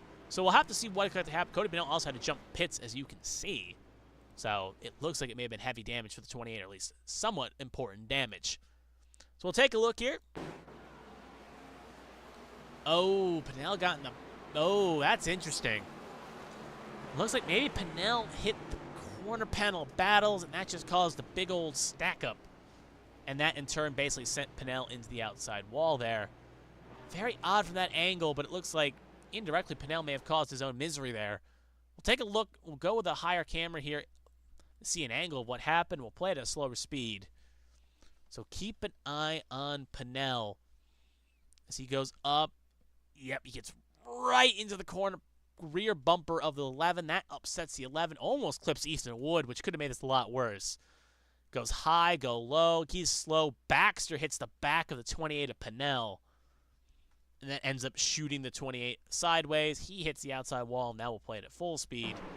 And you can see he just hits the inside wall and then backs it up one more time. We'll take one more look. This time we'll ride on board with the 22 of Ross Baxter. So we'll play it out him in his machine here. There's the contact. There's the checkup. And just, again, very odd because of the speed differential. You don't 100% see it until it's too late. Not knowing 100% battles is going. And, yeah, just odd situation all around. So back to live action. Battle's obviously coming down pit lane to fix up his car. Looks like it may have been, it could be day done for Cody Pinnell. But obviously the car didn't look that destroyed. They'd have to make the jump. However, at the same point, though, you never know sometimes. As accidents look very minor, could have major damage that we do not know. But up front, though, it is still Danny Michelle, but now that gap has been neutralized here. No cars in most of the top 10 elected to pit except for one, which was, if I can find my name box here, it should be Brent Roberts. It is Brent Roberts there in the 84. Actually, he didn't come in. My mistake. It wasn't him. Let's see who exactly came in. We're on 113. Yeah, first car that came in was Patrick Oberstadt. My mistake. A little bit further back. He, along with Withers and a few others, came in. So, Oberstadt, Withers, LaJoy, George, Fordon, Lawrence, Johnson, Kent, Harris, Marshall, McDonough all came in. Really, Oberstadt, as LaJoy, and a few others have had minor damage, so maybe trying to roll a different strategy here. But we're not presumably at a window yet where these cars can make it to the finish line. So we'll have to note that in the books. So we are still waiting. Probably, presumably, one more green flag pit stop awaits for most of this field. We'll see if any drivers that came in 113 can maybe make the magic numbers stretch, but I do highly doubt that. Michelle Adams will be row 1, Kissenweather, Millett, row 2, Feather Place, Galloway, row 3, Roberts, Dixon, row 4, Gaiman, Wood. Your first 5 rows. Green flag is out. And away we go here as they continue on.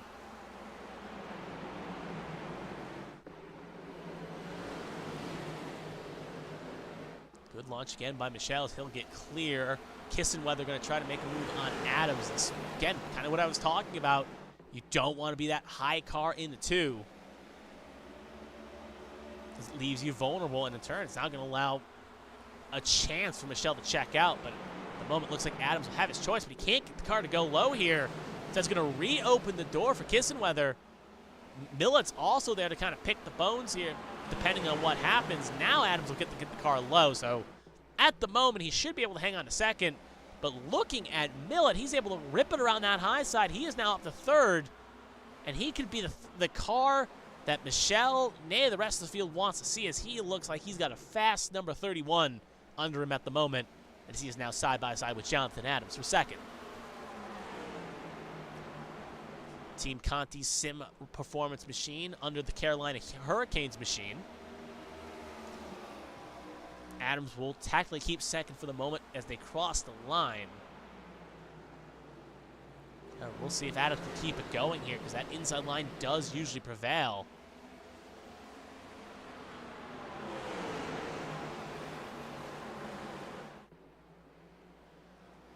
Mill will get up second. Adams will go back now to third. And with a little over 60 laps to go, it's about a second gap between the battle we're watching currently in second and our race leaders. See that 31 lock up that right front again, just a tiny bit. So at the moment, we'll have to keep an eye on that gap, as it's now about 9/10 here with 59 laps to go. Obviously, still plenty of time to make it up, but now that Millett's finally got some clean track and he's not trying to play keep up, I do wonder now if he can maybe set sail and put some pressure on Michelle here.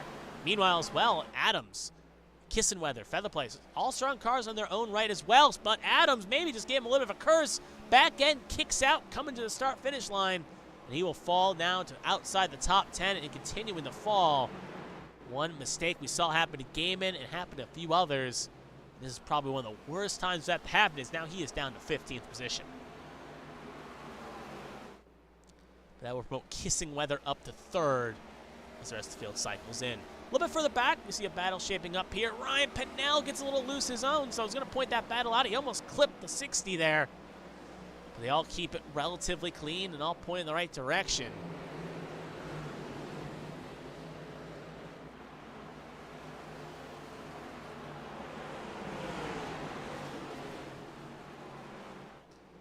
So it's as Pennell and Adams fight 15th here. Pennell gets loose again, trying to save it. That car is really struggling to keep planted on that low side. So he will now fall to 17th here. Further up, we see Galloway and Dixon. They're battling it out here for 7th. We can find another battle on track. We got Kevin Feemster. Haven't said much about him in the Alamo Beer Machine. Obviously a throwback to the King of the Hill scheme. Speaking of King of the Hill, hopefully the new reboot coming out is very good, as it seems like it could be on the right track. But He right now sitting in 11th, just behind the 29 of Mike LaJoy. Adams at the moment trying to get around Ethan Wood to recover here. They're side by side. However, a pit stop does loom, remember, for this field, as we assume this field will have to make one more pit stop for most of the field. There is some interesting notes on whether or not Withers and LaJoy will have to go in, as they came in at 113. However, we'll have to note that on principle. So as Oberstadt gets clear of Wood, put him up 13th, Adams to 12th. We'll go back up to our race leader. And still Danny Michelle, who's still holding a 1 second gap over Zach Millett, as you see by this graphic here. It's actually, sorry, it's not 1 second anymore, it's about 8/10. It's fluctuating between 8 and 9, but it looks like Millett's making some good inroads here. Slow inroads, but making inroads here. As that time by, he did a 23.31, Millett did a 23.34, but then you can see right back up to a second. So it's yo-yoing here as McDonough will just get out of the way, trying not to make this a headache for anyone on the lead lap here. Mark Kissenweather about 1.8 seconds back as he's in third. Brendan Feather placed in fourth, 2 seconds back of our race leader, 2.5. Brendan Roberts about 2.75 back, with Josh Gaiman about 3 seconds back at the moment. See another battle here shaking up. Adams looking to try to get inside 11th here, but he gets a little bit loose. He won't be able to fully make that move on Kevin Feemster. So he'll have to re-gear up, get back on his horse, and try again here. 50 laps to go here in this race. It's been flying by. His lap time's only being about 20 seconds a lap. You can get 3 laps done in about a minute.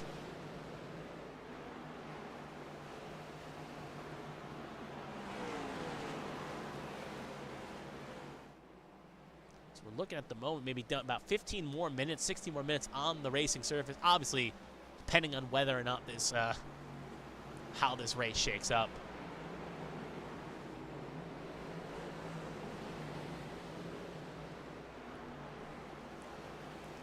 Patrick Oberstadt, Jonathan Adams, they battle for 11th here. And we're keeping an eye on the race lead, and it looks like we're having at least something happening here, as it looks like Michelle may have gotten a little bit loose here, and that's opened the door for Millett to be side by side. So this is the battle for the race lead on track. We'll see in a moment exactly what may have happened to him, as he had well over a second lead. Cars usually just don't kick out of track like that without something crazy happening, and Millett will get clear. Now Michelle going to have to answer back here.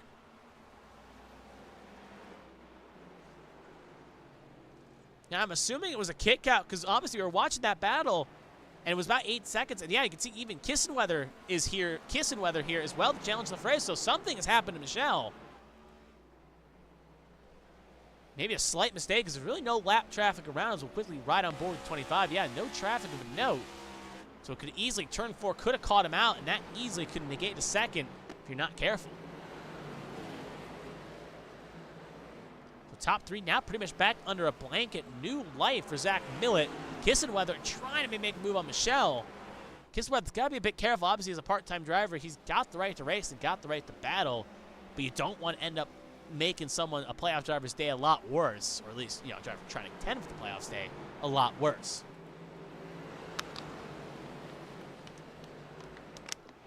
Still on that corner panel. We just can't fully get it done. Keep an eye on this battle. I'll actually ride on board with Kissenweather. There's Colin McDonough going another lap down as he's trying to hang on. And basically, if more cars are tired, try to get a net gain or something.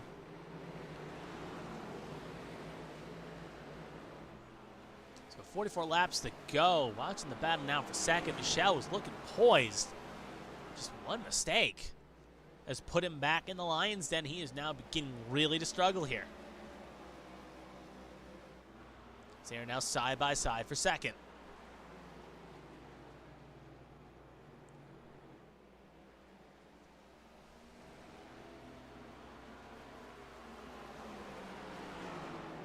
So they're still side by side at the moment.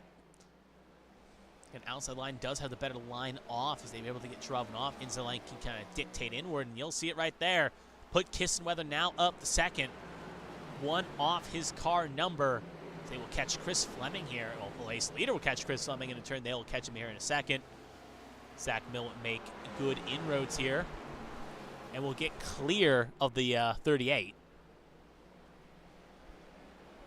As the 1 and the 25 will also follow suit as well. But that also, in turn, that little checkup has allowed the 1 a chance here. He got a great run off of 1 out the backstretch there. And it is game on. Obviously, pretty much a big battle there. Looks like car was spinning in the back. It's the 61 of Josh Gaiman. And that will bring out a caution. So field is neutralized because of this incident. See, at the moment, obviously, it looks like it may not have been him involved in this incident. So looks like we have 2 incidents of note. So we'll take a quick look first at Gaiman.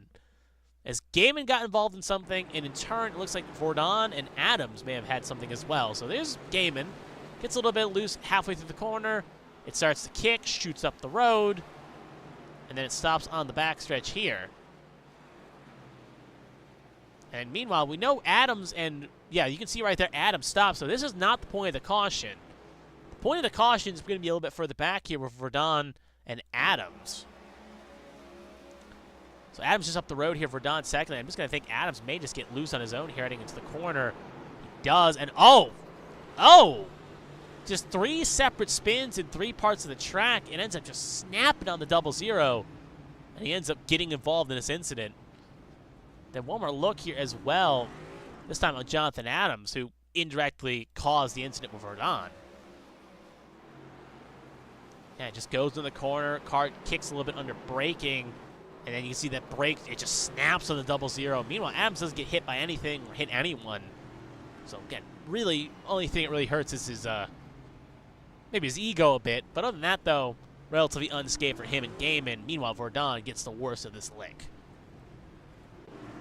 So back to live action. Pit stops occurred for what could be the final time here, and we had one driver elect to stay out as we have a bit of a stop here at the moment. It looks like Cheeseburger Lawrence may have just looped it here. So usually we don't do this, but we'll see what exactly happened to the 47. So we're going to pause here, go to the 47. So we're in the wrong angle here. So he was leaving pit lane, side by side with the 17 of Feemster and the 88 of Wood. Wood wins it off, then it's Lawrence, then it's Feemster.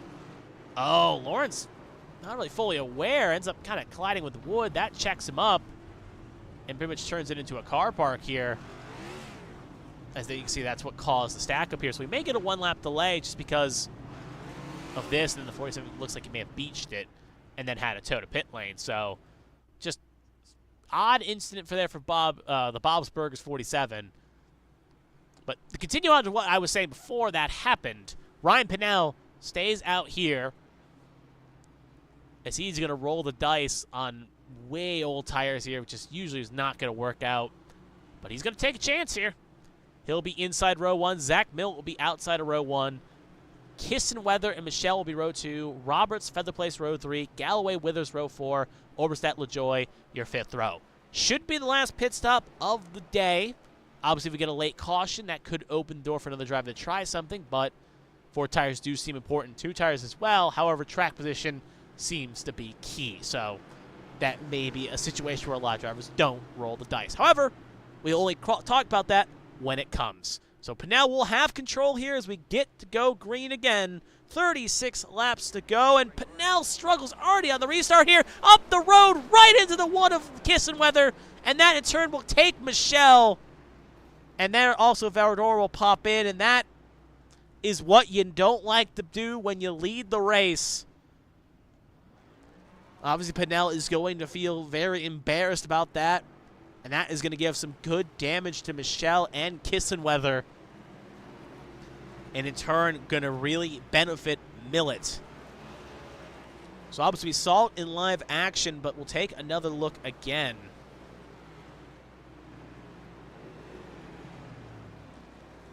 About the incidents. We'll take a look here, go with our booth camera here, and we'll play it out.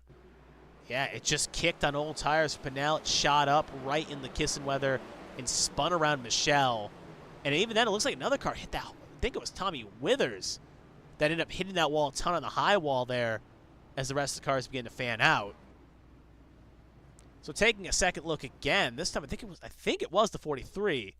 So we'll take another look, focusing on the 43 this time by. There's the incident. Yeah, he gets clipped by the 34 and hits that outside wall a ton. And heavily tears up that front end. We'll take another look. This time we'll ride on board with a 12. Because obviously he's in gear 1 here. And he's just going to be, the old tires and the power transfer. Tries to get up the second, then the third to try to save it. But at that point, it's too little too late. Car's already kicking. And then it gets plowed in by the 00 Matt Vordon.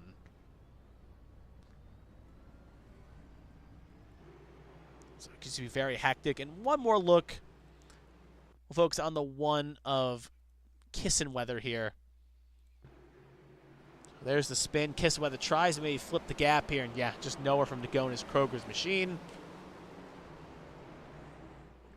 And in turn, the rest of the cars begin to fan out.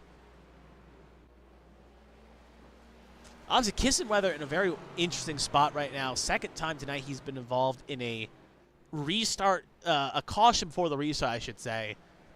Obviously, that one not really a fault of his own, but just a unlucky trait to have. I don't think he had that on his bingo card coming into tonight.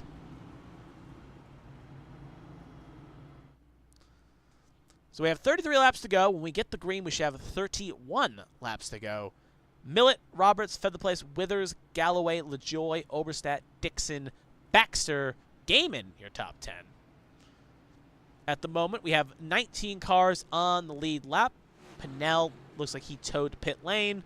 And we got a mixture of cars multiple laps down. Edward Marshall at the moment, 1 lap down. Kissenweather at the moment will go 1 down due to that damage. Colin McDonough still multiple down. Matt Verdon also down pit lane for that damage on the incident. Jonathan Adams with a long, lengthy pit clock. He is multiple down. So this track has taken a lot of good cars out of contention. And now Daniel Michel, our pole sitter, is going to have to come from the back if he wants to have any chance to take away victory here. But Millett will be on control here again. Roberts to his outside as we go green once again. Pace car pulling off. Green flag is out, and away we go again. Good launch by Millett. Roberts gets caught out to dry, and that's going to open the door for team boss Feather Place to have a chance here to make a move on the inside.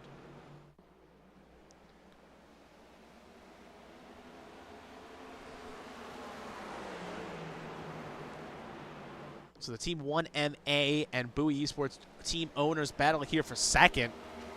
Millett sets a purple sector 2. And we have another quick caution here with 30 to go. And it looks like it was Tommy Withers involved, and it's another big incident here. Withers, Marshall, Longenecker. It's going to be hard. We'll see if we get a big angle here. There we go. You can see also up the road there. So we'll take a look here just to quickly see it. So we'll play it out here. Obviously, Withers is in 4th.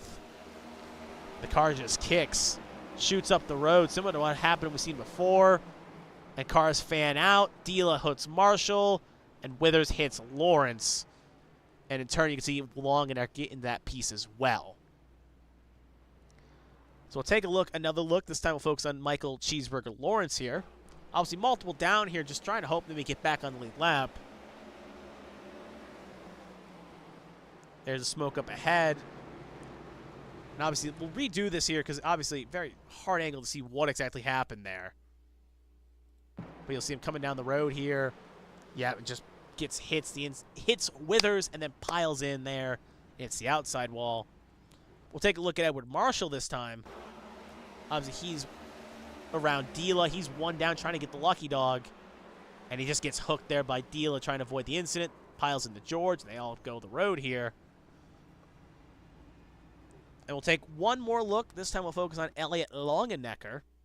We'll ride on board with the number 9 machine. There's the spin up the road, trying to avoid him, going up the road. There's Marshall. And Longenecker does a good job, gets on the brakes, but just still can't avoid Mark Dila there. And we'll put a couple scratches on that Wendy's Chevrolet. Or sorry, that Wendy's, yeah, the Wendy's Chevrolet, because it is technically Wendy's Chevrolet. So a pit road being a very crowded place, as you can see multiple cars coming in and out of pit lane. as they'll all try to beat the pace car here. 27 laps to go. When we get the green, should have 25 laps to go.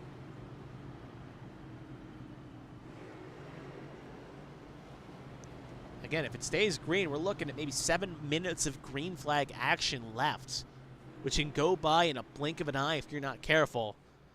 And Zach Milt looking poised as he, just to show you, I know I keep kind of hyping him up a bit, but it's worth noting is if we look at his stats here, he was as low as 35th after the opening lap incident with Kissenweather. He was 2 laps down to start this race, and he's driven this Toyota all the way back up to first. So it is a very impressive feat what he's done. Some other drivers shout out, including his Bren Roberts. As you can see, obviously qualified 31st, went as just also as low as 35th. I think he even went a lap down too, and he's in the front row. Brendan Fed plays low as 27th. He started 26th. He had a poor qualifying run. Michael Joy has pretty much been a top 10 consistent for us, but he's been in and out of the top 10. Galloway has been consistently around the top 10 along with Brian Dixon. So it is an interesting of note situation, as we'll pop that off the screen here. But a lot of these drivers that up front have had to play recovery to get back towards the front here after having an incident early on.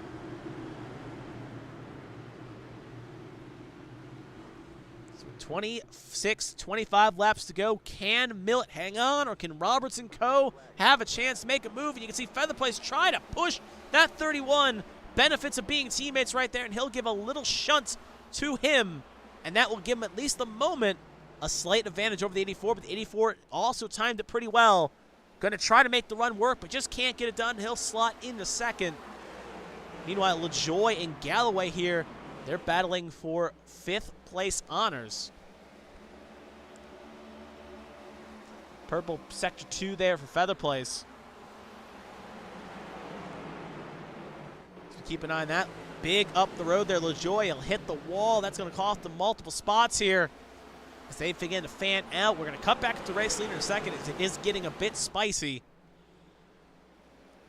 as Roberts is still in co here with 23 laps to go. And we have a quick caution anyway, and I do wonder if it may have been related to what we just cut away from. Let's see if we can figure out who it was. Just 2 seconds here. No names of note. So I have to look here and see. I assume it may have been LaJoy. Let's see if he has anything down the front stretch here. He does not. Oh, it looks like maybe Brian Dixon? No, caution's called here. So we got to figure out who it is. Just jumping through cameras here to see if we can maybe figure out who it is. So we'll go back and take a second look at this. So this is the point of the caution. So it's not Ryan Pinnell. It's not him. No. I'll be honest, I'm a bit stumped on who this caution is for. Maybe it was the 19 of Marshall, possibly. But you see him right there. He's fine.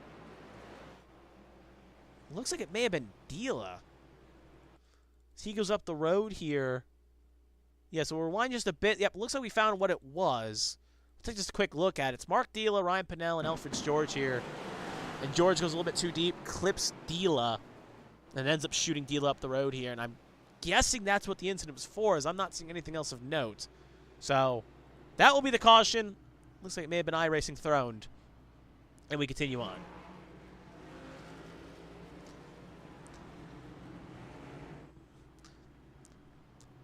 Since we basically have 21 laps to go here, again, pit lane is pretty much not going to be a ghost town here. If you're in the top 10, the top 15, there's no real incentive to come back in here.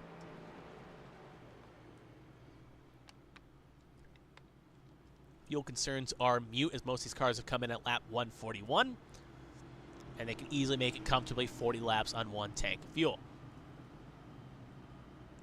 So when we get the green here, we should get the one to go this time by in lap 20, and should get the green flag on lap 19. Because a 19-lap run to the finish if it stays green. Yep, there go the lights on the pace car. So it will be Millett and Roberts, row 1. Featherplace and Galloway, row 2. Oberstadt and Dixon, row 3. LaJoy, Gaiman, row 4. Baxter, Kent, your 5 rows as well. Just around at the top 15, you got Feemster, Hackney, Battles, Wood, Johnson, your top 15. 20 cars on the lead lap. Looks like Alfred George also in the lead up as well, so we'll add that to 21. Kissenweather at the moment, 2 down, along with Colin McDonough. Michael Lawrence, 12 down. Chris Fleming, 14 down, along with Matt Vordon, Mark Dila, and a few others multiple laps down. So at the moment, your win is going to come from positions 21 and up. Pace car pulls on off, control on Millett. Green flag is out, and away we go again. Not as good a restart for Bren Roberts, but he will quickly admit defeat and try to jump in front of 34 Featherplace, but just can't get the car to stick. As they will be side by side for second position here. You know, Patrick Oberstadt had a great run last week at Chicagoland, is also side by side with Galloway. There, Featherplace gets clear. Meanwhile, Galloway and Oberstadt battle hard here for 4th. Z-Car trying to clear. Galloway can't fully arc the corner the way he wants to. Going to open the door slightly for Galloway to try to hang on. Oberstadt still there. But Galloway presumably will get clear if he shuts the door.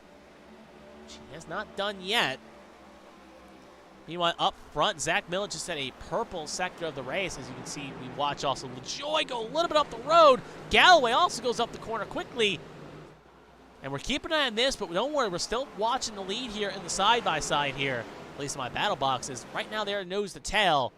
This is the closest battle we have on track at the moment. Galloway, Oberstadt, still side-by-side with 16 laps to go here.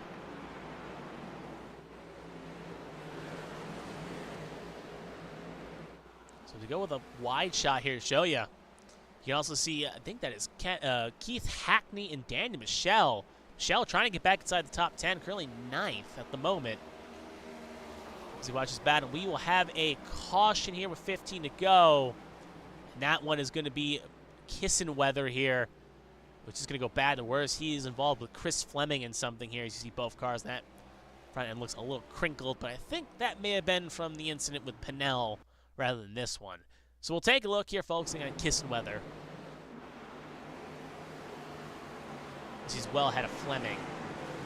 Oh, the 9 locks up, clips the 1, and then nowhere for the 38 to go as he'll pile in. We'll take a second look. This time right on board with the 38 machine.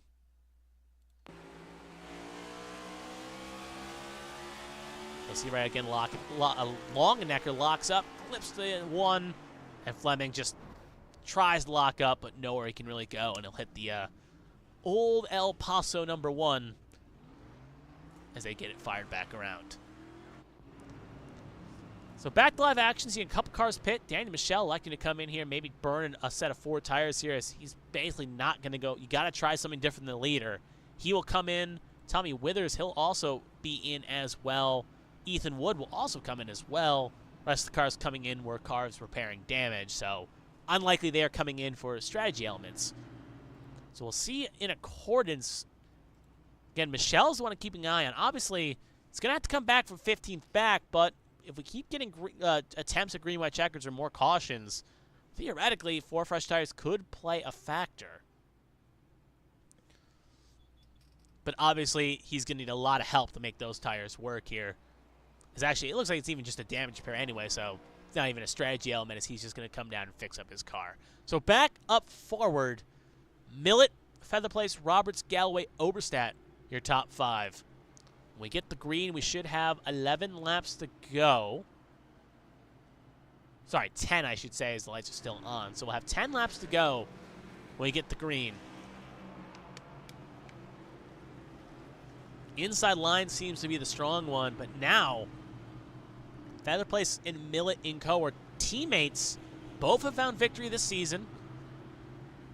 So they both have punched their tickets into the playoffs as long as they both make the requested races. Obviously, we saw Featherplace win at... I'm blank on the track right now. I believe I got the schedule in front of me. I think it was Texas. Either Texas or was Martinsville? Regardless, he won once this season, and at the same point, the 31 of Millett won last week at Chicagoland. So he's looking to go back-to-back here. Then you look at row 2. Roberts is still yet to find victory lane, but has gotten a podium. Obviously, Blake Galloway also has a strong season so far. Would be good to get a win here.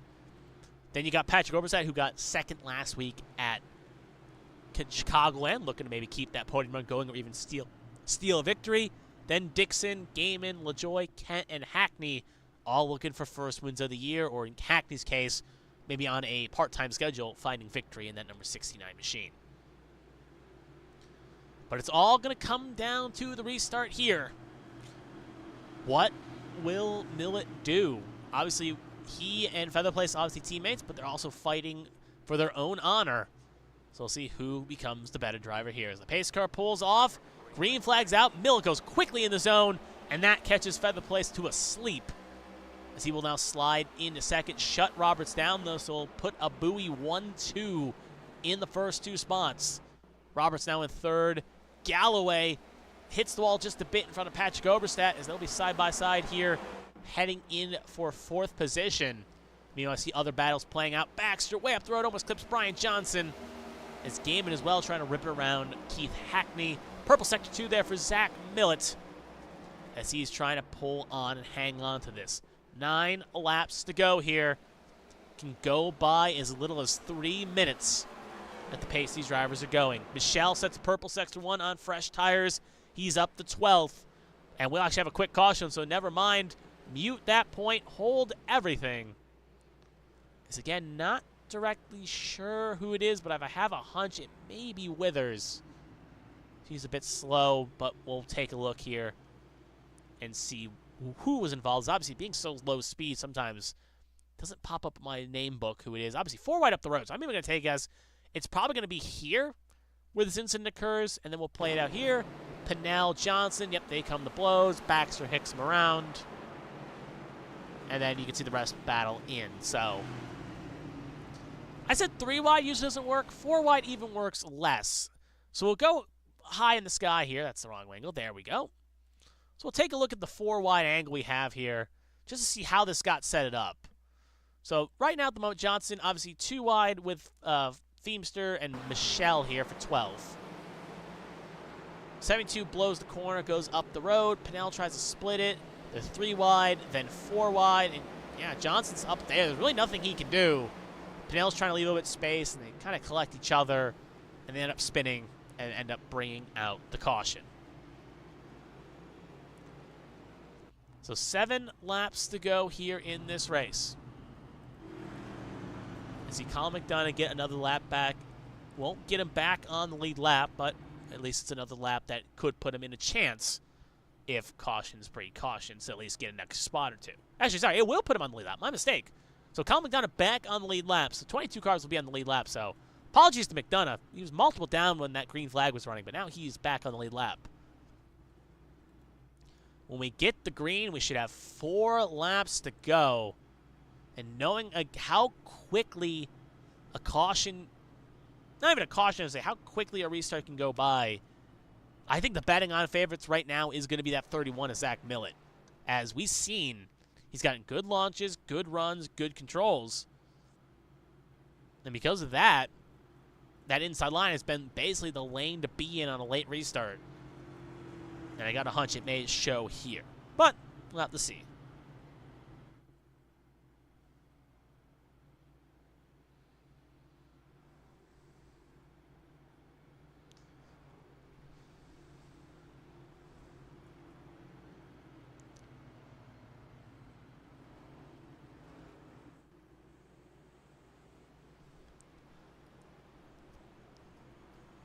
So, as we'll set the tone here, 5 laps the moment to go. When we get the green, we will have 4 laps to go.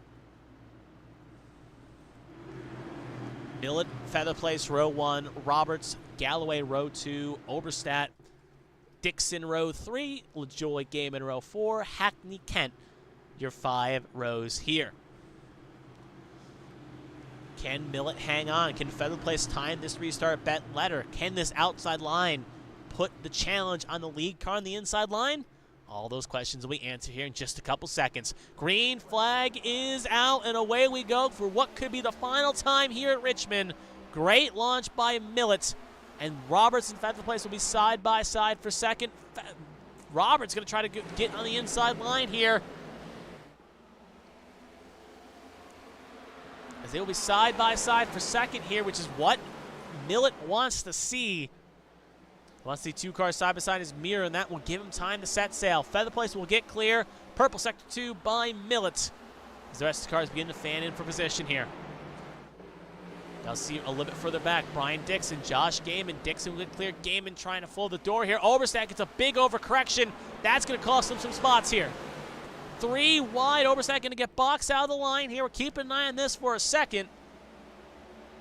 See what exactly plays on.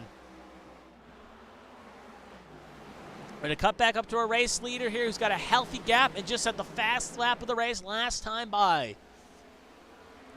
Half a second gap, over half a second gap, and if Millett can see the white flag, this race will be heading towards official.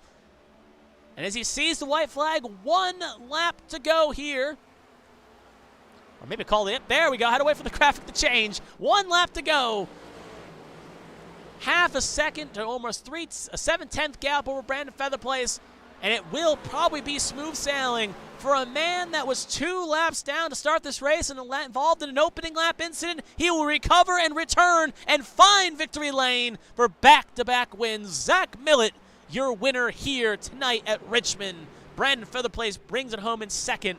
Team boss, praising team driver, Brent Roberts, will get the last step of the podium here. And for 3 drivers, 2 of them who bounced back from poor qualifying in Roberts and Feather Place, and in Millett's case, came back from an early lap catastrophe, will be third. Galloway and Dixon round out the top 5. So as the rest of the field comes down to basically pit lane, we'll watch. All eyes on Zach Millett here. He is your race winner. And I assume he's going to have a little bit of fun here and burning it down. Obviously, Zach Millett's second win on the year. As long as he meets the 80-point requirement, sorry, not the 80-point requirement, the 80% attended races, he will make the playoffs. At the moment, he is still in the red as he's below that 80% average. So not in the playoffs at the moment. However, with this win, he will be the second driver to have multiple wins this season, as he will now have his second win as well, tying John Hagan, who also has 2 wins on the year. So a very quick celebration from Zach Millett, as he is second in the points, and with this, presumably, will jump John Hagan and also take back the points lead. So the battle we watched last season throughout the summer months is now back to full swing here between Millett and Hagan, as they will be 1 and 2 in the points at the end of tonight. So as a very quick celebration from Zach Millett occurs here, obviously, do not go anywhere. We'll hear from the top 3. We'll give them a chance to come in. But before we do that, we'll take a quick look at the final results here, as obviously we'll give them a chance to pop in. So final results here. Zach Millett will take victory with Brandon Feather Place in second, Brent Roberts in third, Blake Galloway in fourth, Brian Dixon rounding out the top 5, Josh Gaiman in 6th, Danny Michelle in 7th. Good recovery drive at the very least from that incident, but will still be leaving himself a bit hungry. Michael Joy 8th, Keith Hackney 9th, Patrick Oberstadt with that late incident will still finish in the top 10. Kevin Feemster, Ethan Wood, Josh Battles, Matthew Kent will be 14th. As we move further down, Tommy Withers, Marshall Harris, Brian Johnson, Colin McDonough, Alfred George, Ryan Pinnell, Ross Baxter, and Edward Marshall 15th to 22nd, as Edward Marshall will be the last car in the lead lap. Then we got Mark Kissenweather 23rd, Michael Lawrence 24th, Fleming, Dila, last cars on the lead, last cars that finished the race. And then we get into Longenecker, Adams, Pinnell, Hutspiff, Wanzing, Rupert, LaJoy, Keach, and Vordon. Obviously, Vordon finished 28th. For some reason, it has him down to 36 on our graphic. So he finishes, push everyone up, down 1, and put Vordon in 28th. So we'll do that again before we sign off here. But we do have some interviews to get through, and we'll hear from them right now. So we'll make sure the audio levels are all good. So just 2 seconds for that. I don't know why it's not picking up the right server, but we'll turn, I believe we want this one on. So as we'll hear from it, we'll go 1, 2, 3 here. So we'll hear from Zach Millett first, and then we'll move our way down the order. Zach, this is Kevin the ABM booth. You got a copy? Hey, Kevin, what's up, man? Not a lot. We had a very interesting race to play, and I think you had your hands full as well. We'll have to start at the very beginning. Had a decent qualifying run, to say the least, to start this race. And then on the opening lap, catastrophe struck, and it looked like you obviously got involved, but from at first look, it looks like your car got through unscathed, but next thing you know, you came down pit road multiple times and went 2 laps down. So take us through that opening lap incident and the damage that caused to your car. Oh man, it feels like an eternity ago. Mm-hmm. That was one of the most stressful races I've probably done in forever. Yeah, I got into the session really late. I didn't think I was going to make it. I was actually creeping down pit road during the drivers meeting, just trying to get a couple laps out there. Mm-hmm. And thankfully qualifying's like 10 minutes. I can get out there at least a little while.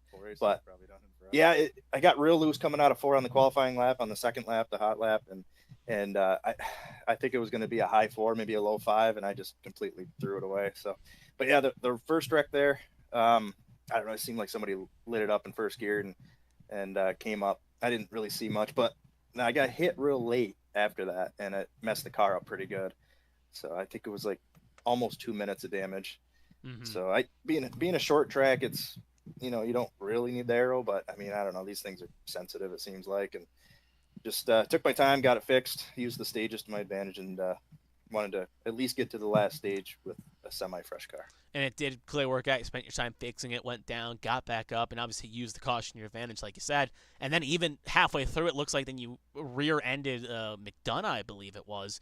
And quickly staying on this tangent, that caused any more damage to the car with that collision with McDonough, who you ran to the back of, or did you escape through that unscathed? Oh yeah, tons of damage. That was another 30, 40 seconds, whatever. Oh. I'm gonna have to probably pay a lot of money out of pocket when I try to return this Camry tonight. So I don't know. I give this little thing some credit, man. It's been through some hell tonight.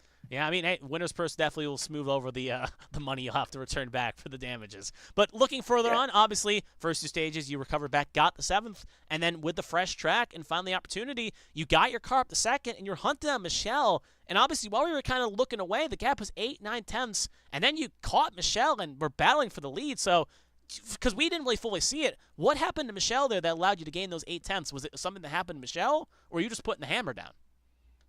Yeah, I certainly didn't just catch him. He made a mistake. So easy to do going into one, especially late in the run. He got a little loose, and it was a hell of a save. He was, I think it was coming off 2 for him actually, and he was trying to catch it the whole back straight, and he did a heck of a job. I hate that, he got that kind of finish tonight. He deserved a way better finish than that. He had some wicked pace. Same thing for Mark in the one car. He was ripping. He caught us both at the end of that run before that caution. That caution really saved me because he was going to fly past me. Mm-hmm. I ended up getting loose into 3 right before the caution. So, I mean, thanks to both those guys for not just sending it in on me and giving me a chance to catch it. I definitely appreciate it. It was on the edge of death. Yeah, I mean, the damage, yeah, definitely you feel like you're teetering on it. Then we obviously saw that incident with Pinnell, who you escaped by, but it ended up collecting both Michelle and Kissenweather. So in turn, it kind of helped you out. But then looking at those last 20, 15, 10 laps, you were with Featherplace, and I'm assuming you both were in chat there at least before you were side by side. I guess to kind of pose the question here, obviously I'm assuming it was both you were fighting for the win. I don't think there's any team wars for one over the other. But on some of those restarts, I'm assuming there was some at least allegiance to make sure, hey, let's not wreck each other and in turn ensure we both come home with the top 2. Yeah, that was exactly it. Because, I mean, Brendan's right there. Brendan Blake and Brian Dixon as well. I mean, there's a lot of guys up there with pace. So we had to really, hit our marks on the restarts. And every week it's, if we're both up there for it, it's whoever can get it. We're not gonna race each other to the point of where we're gonna lose more spots doing it, but if we can protect a 1-2 in whatever order, I mean that's perfect. Yeah. Looking on further ahead, obviously we have a week off next week, but obviously we either win, you got 2 wins, you're still on the place to make playoffs. Obviously, you got to make the 80%. I think you'll be poised to do that for the season's end, as long as you make enough races. However, looking after the off week next week, we got Atlanta. Thoughts on Atlanta? Obviously, it is the drafting track, the second of 3 on the calendar, so it can be a bit of a crapshoot, but thoughts on the track as a whole? Do you think it's a track where you could be quite strong at? Oh man, I don't know. It's going to be all about your qualifying and stage strategies and teammates. It's just one of those tracks where it's not much about what you do behind the wheel. It's who's around you, and if you're going to live to see the white flag. So we're going to try to stick together teammate wise, and maybe we can pull off a pretty good finish for everybody. We'll see as well. Obviously, that's where teammates and team play comes out to play. But anyway, we've gotten to the point of the show. Does anyone want to thank family, friends, sponsors, what have you? Floor is yours. Take it away. Yeah, Kevin, I'm probably pretty boring. I say the same thing every damn time, but big thanks to you, Kevin, as always, for the broadcast. ABN Studios, you do an awesome job. Look forward to watching it. ARCS, of course, for the league. Team Conti Sim Performance for being on the car, everything they do for me. America Racing Team, EMR Paintball, Bowie Esports, that S4 guy on Twitch. I wish I streamed it tonight. It figures every time you don't stream, you do well. So I don't know, just didn't have time tonight, but thanks to all the viewers on your end, and we'll see you in a couple weeks. Obviously, yeah, your interviews aren't boring at the very least. Obviously, you got sponsors to thank out. If I was in that spot, I have probably a lot less to shoot out. So regardless, though, it's been great talking to you, Zach, and hopefully you enjoy the week off, and hopefully we'll see you just as strong in the following week. So take care. Have a good rest of your week.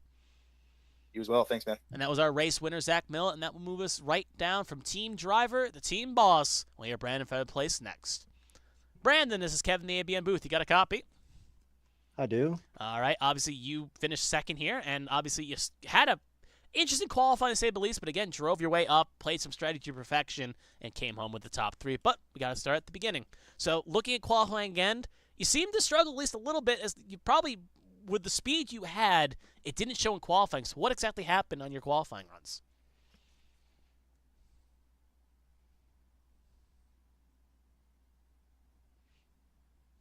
I think either I'm breaking up or you're breaking up, one or the other. But yeah, I can see the quality of the audio dropping. But 1 second. Let's reset the call here. If you can give me 2 seconds. All right, rejoining. Hold on just a second. Looks like, no route. Ooh, connecting again, yeah. Disconnected. Okay. See if the stream's still going. So hold on, just technical difficulties here. All right, rejoining. Hold on, just. Usually not a good sign. Let's try again. So hold on just again. 1 second here. We'll see if we can wait an endpoint. There we go. All right, looks like Discord had a hiccup. All right. Anyway, my question was, looking at qualifying, you had a bit of a struggle during qualifying. So what exactly happened during qualifying there to put you down in about the mid-20s? I was just pushing. I knew Millett was going to be fast. I knew Daniel Michel was going to be fast. I knew a couple guys were going to be really fast. So I went in there and just, I overdrove. I should have taken more of a normal qualifying, but I just pushed really hard and it bit me. So all I had to do was blame myself for that one. But, it is what it is, I guess, whenever you're trying to start up front. Looking onward, obviously, though, with stage 1, you took stage 1 victory and took 2 tires to make it work. So take us through the end of stage 1 there, as you took 2 tires, hung on, and took the win. So at least for stage 1. So thoughts on that 2-tire strategy to flip the stage on the head and get the stage victory? Well, I think that was stage 2, but stage 2. But point, regardless, you flipped on your head and got forward. So I guess thoughts on making that work. My thought process was, if I'm going to gamble, I'm going to do it early, because if I mess up, I still have time to fix it. And so that was my whole thought process. I came in, told everybody, I guess I'm going to take 2, and it worked out. I mean, I think the car was running so great on 2 that I probably should have took 2 on that last restart that we all had. So, or the last pit stop that we had, I should have took 2. But other than that, I mean, I was just up there just driving the wheels off of it. Daniel's so fast. I mean, I thought for sure I'd never get around him, but he made a couple of mistakes, and I was just happened to be able to be there to capitalize. Moving further on, obviously, good strategy calls. You seen 2 tires work, and you ended up getting good spot. You avoided the catastrophes, and with about 20, 15 laps, you were in the top 2, top 3 with your teammate Zach Millett. So I was hypothesizing at least a little bit. It seemed like that outside line obviously is always a bit of a disadvantage on restarts, just because the leader goes first. You have to try to counteract it. But it seemed like a lot of cars were struggling. So was it a bit more hard to get a good launch, at least here, than at other tracks? or is it just kind of the same old? Because it seemed like if you're on that outside line on a restart, it was better to be inside line row 2 than outside line row 1 on a restart. Right. I mean, being on the outside at pretty much most tracks is a disadvantage, but today it was a little worse, basically because of the track temp was so high, and you were struggling for grip anyway. So being up top, it kind of magnified not being able to kind of, get side by side on a restart. And it really didn't matter how good you were anyway, because you needed to have the leader make a mistake on the bottom for you to pass him. And Millet just didn't do it. Yeah, no, he can plant these cars, and a lot of these drivers in this high series can plant these cars and keep it in. But still, a second place, great drive. You can't take that away, and also gives you good points for Bowie and the constructors. But looking further on, obviously we got a week off next week. Then we have Atlanta. Obviously, Atlanta being a drafting track, it could really be anyone's cards to find victory. But out of the play tracks, you think it's a track that, out of the 3 play tracks we go to, Daytona, Atlanta, Talladega, you think it's your best chance to find victory at one of those 3 play tracks? I'd like to say yes, but I don't think so. I mean, I'm definitely going to put the time in.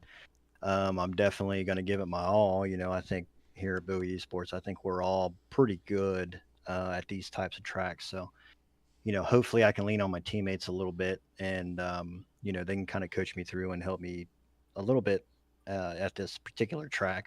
Atlanta is just a tough track. Yeah, it is a drafting, kind of like a super speedway style race, but it's a little more difficult. It's a little more, little closer, not as much room. So we'll see. Yeah, we'll see as well. Obviously, anyone's really in contention. It could easily be a race that flips this series on its head. But we've gotten to the point. Does anyone want to thank family, friends, sponsors, have you? Floor is yours. Take it away. Thank you. I want to, obviously, the team, Bowie Esports, for all the help that they do during the races and practices and all during the week. Thanks to you for the broadcast. Can't wait to go back and watch it. Thanks to everyone who watches these broadcasts. Thanks to Premiere for the setups that they provide us, and I think that's it. So we'll go get them in Atlanta. Yeah, we'll see as well. It's going to be a strong track. We'll keep an eye on you and the whole Bowie Esports contingency. But regardless, take care. Have a good rest of your week. Thank you very much. And that was Brandon Featherplace, our second place finisher. And we got one more left. It's going to be Bren Roberts. We'll hear from him now. Bren, this is Kevin the A-Band Booth. You got a copy? Yeah, I got you. All right. Obviously, again, similar story to a lot of drivers. You seem to have a struggling qualifying session, but recovered quite nicely. So we'll start at the beginning again. And we were watching on board, and you really struggled in qualifying. So what happened during qualifying? So you really struggled out of 4. Truthfully, I didn't get any laps in practice. I showed up last second. Well, I knew I was going to show up, but I didn't get in the session until last second. So that's pretty much it. I wasn't expecting it to be so tight, and caught me off guard. Setup can always catch you off guard in those regards. Looking upward, obviously you had some work to do. You came up and down. You were carving up for the field. And since you really had the best experience out of the 3, you had to carve your way up for the field, have to make it so. We saw, obviously, with these short track packages, it can be hard to pass. Short tracks of that. So how was it carving your way up for the field? Was it always a challenge? Tire differential help? What was the secret to get through the field and try to get through it as quickly as you could? Avoid the chaos. Yeah, there is a lot of chaos. People shoving people up the track. You just kind of roll the bottom around them. I gained a lot of spots because I had tires in the middle part of the race, and some people didn't. So I was able to gain some spots there. And then once you're able to escape the chaos and get into like the top 12, top 10, you kind of just got to hold there, and you can actually get some racing in. So yeah, it's mostly about hitting that top 12 cutoff, because that's past that is where you're going to get into the wreck fest. Yeah, and we saw that at least a couple times where some drivers had a pit and they ended up getting involved in something that they may have should have been involved in. Looking further on, obviously got some good stage points, move further up, and then coming in with 20, 15 laps to go, you're knocking inside the top 5. I do wonder, as obviously you seem to have a strong car, but Featherplace seemed to, even though his teammates obviously with Millet showed that was no real chance to get around unless he made a mistake. Do you think you had anything for this win of this race, or are you thinking you were going to need a mistake or a collision or something to try to get around and take the win of this race? Yeah, I think I had something. Obviously, it would have helped if I was in first. I mean, if I was in first, I think I probably could have won. I felt pretty good compared to those guys, but with Zach in the lead, I know he's not going to make a mistake, and Brandon and his teammates up there too. So I know they're not going to make contact with each other. They're going to treat each other well. So I was just kind of hoping maybe I could roll the top here, maybe I could roll the bottom here, and just didn't ever really get that run that I was hoping for. And obviously, I wasn't going to move either of those guys. So yeah, just unfortunate kind of positioning of where I was. Yeah, obviously you don't want to make enemies, especially this early on in the year, as it definitely can come to bite you in the rear end later on. Looking further ahead, obviously right now we have a week off in Atlanta next week. Sitting at the moment, you're about 9th in points, comfortably in the playoffs at the moment, still knocking on the door for your first win. Do you think you got a good chance? Obviously, I think a lot of drivers say they have a good chance pulling it off at Atlanta, but do you think as you won in the playoffs, you won the last plate race we did in Talladega, even though you didn't win technically Daytona. But you have some strong strength at plate tracks. You think it's a track that fits into your wheelhouse, Atlanta? Yeah, absolutely. I don't mean this to come off cocky, but I do feel like I'm the best plate racer in the field, and I feel like you have to feel that way going into one of those races. You're not gonna win a plate race on merit if you do not think you're the best racer in the field. I mean, you can get lucky with a wreck or all that, but if you don't have trust in yourself to put yourself in the right spot coming down to the final laps, you're never gonna be able to pull one off. So going in there with that confidence, anything can happen, obviously, but I hope to just put myself in position to see what happens. Yep, as obviously I've said before as well, you got to be able to read the air, read the lines, and make the moves needed. And sometimes that separates drivers from just riding, from actually being in contention. But anyway, we've gotten to the point of the show. Does anyone want to thank family, friends, sponsors, what have you? Floor is yours. Take it away. I want to thank Blake, Daniel, and Boss. They mostly had a good race. Daniel got taken out in an unfortunate situation, and Boss was dealing with some tough circumstances with wrecks and all that. So thanks to those guys. Thanks to you for the broadcast. Thanks to the league for putting this on. And yeah, I'll see you all at Atlanta. All right, it's been great talking to you, Brent. Enjoy the week off, and we'll see you hopefully strong in Atlanta as well. But regardless, take care. Have a good rest of your week. Thank you. And that was our third place finisher, Bren Roberts. And with that, our interview section is now officially done, and we can move on to the final results here. So we'll take one more look. Obviously, we went through the results, but we'll do it one more time just in case for continuity stakes, I guess you can say, as we usually do it at the end. So we wait for the graphic to swing around here. There we go. Zach Millet takes victory. Brandon found place in second. Bren Roberts in third. Galloway in fourth and Brian Dixon in fifth. It's a top 3 of a top 5 show for Bowie Esports, and they will healthily grow their lead in the constructors. Josh Gaiman 6th. Danny Michelle 7th. Michael LaJoy 8th. Keith Hackney 9th. And Patrick Oberstadt rounds out the top 10 with Kevin Feemster, Ethan Wood, Josh Battles, Matthew Kent going to the top 14. Moving further on down the results screen, Tommy Withers, Marshall Harris, Brian Johnson, Colin McDonough, Alfred George, Ryan Pinnell rounding out the top 20. Ross Baxter, Edward Marshall rounding out the cars in the lead lap from 22nd. Then you got Mark Kissenweather, Michael Cheeseburger Lawrence, Chris Fleming, Mark Dila, Elliot Longenecker. Then it's going to be Matt Fordon as he's on the next page. Jonathan Adams in 29th. Cody Pinnell in 30th, Gavin Hutsmith in 31st, Seth Wanzing in 32nd, Brian Rupert in 33rd, Nathan LaJoy in 34th, and Robert Keats Jr. rounding out the field in 35th position. So that will do it here tonight for our broadcast. Obviously, Richmond was a very fun track to watch. Obviously, a little bit of a high caution fest, but sometimes you get that at these short tracks. Field will get 1 week off to relax as we take the week off, and I'll actually check the calendar for the exact reason, as they do have it written down. It is Mother's Day next week. Yep, I figured that was the case, but I want to make sure there's no other reason. So it is Mother's Day next week, so enjoy it with your family. If your mother is still alive, make sure you contact her, give her your well wishes. If not, then maybe your wife or anyone. Just contact a female in your life you care about and give them your good regards. Regardless, we'll have that week off, and then we'll be back strong in Atlanta on May 18th, and then we'll take the next week off for Memorial Day. And then once we get that done, we're almost pretty much smooth sailing till the season end with only 1 break for Father's Day. So It will be foot down throughout. So enjoy this little lull you get in March. May. Yeah, we're in May.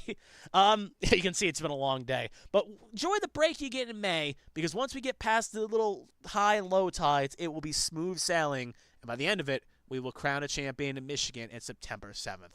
But until then, thank you for joining us here tonight. My name is Kevin Young, as always. Hope we can see you here in a week and a half's time. But until then, hope we all take care and have a good rest of your week for everyone watching, and enjoy Mother's Day.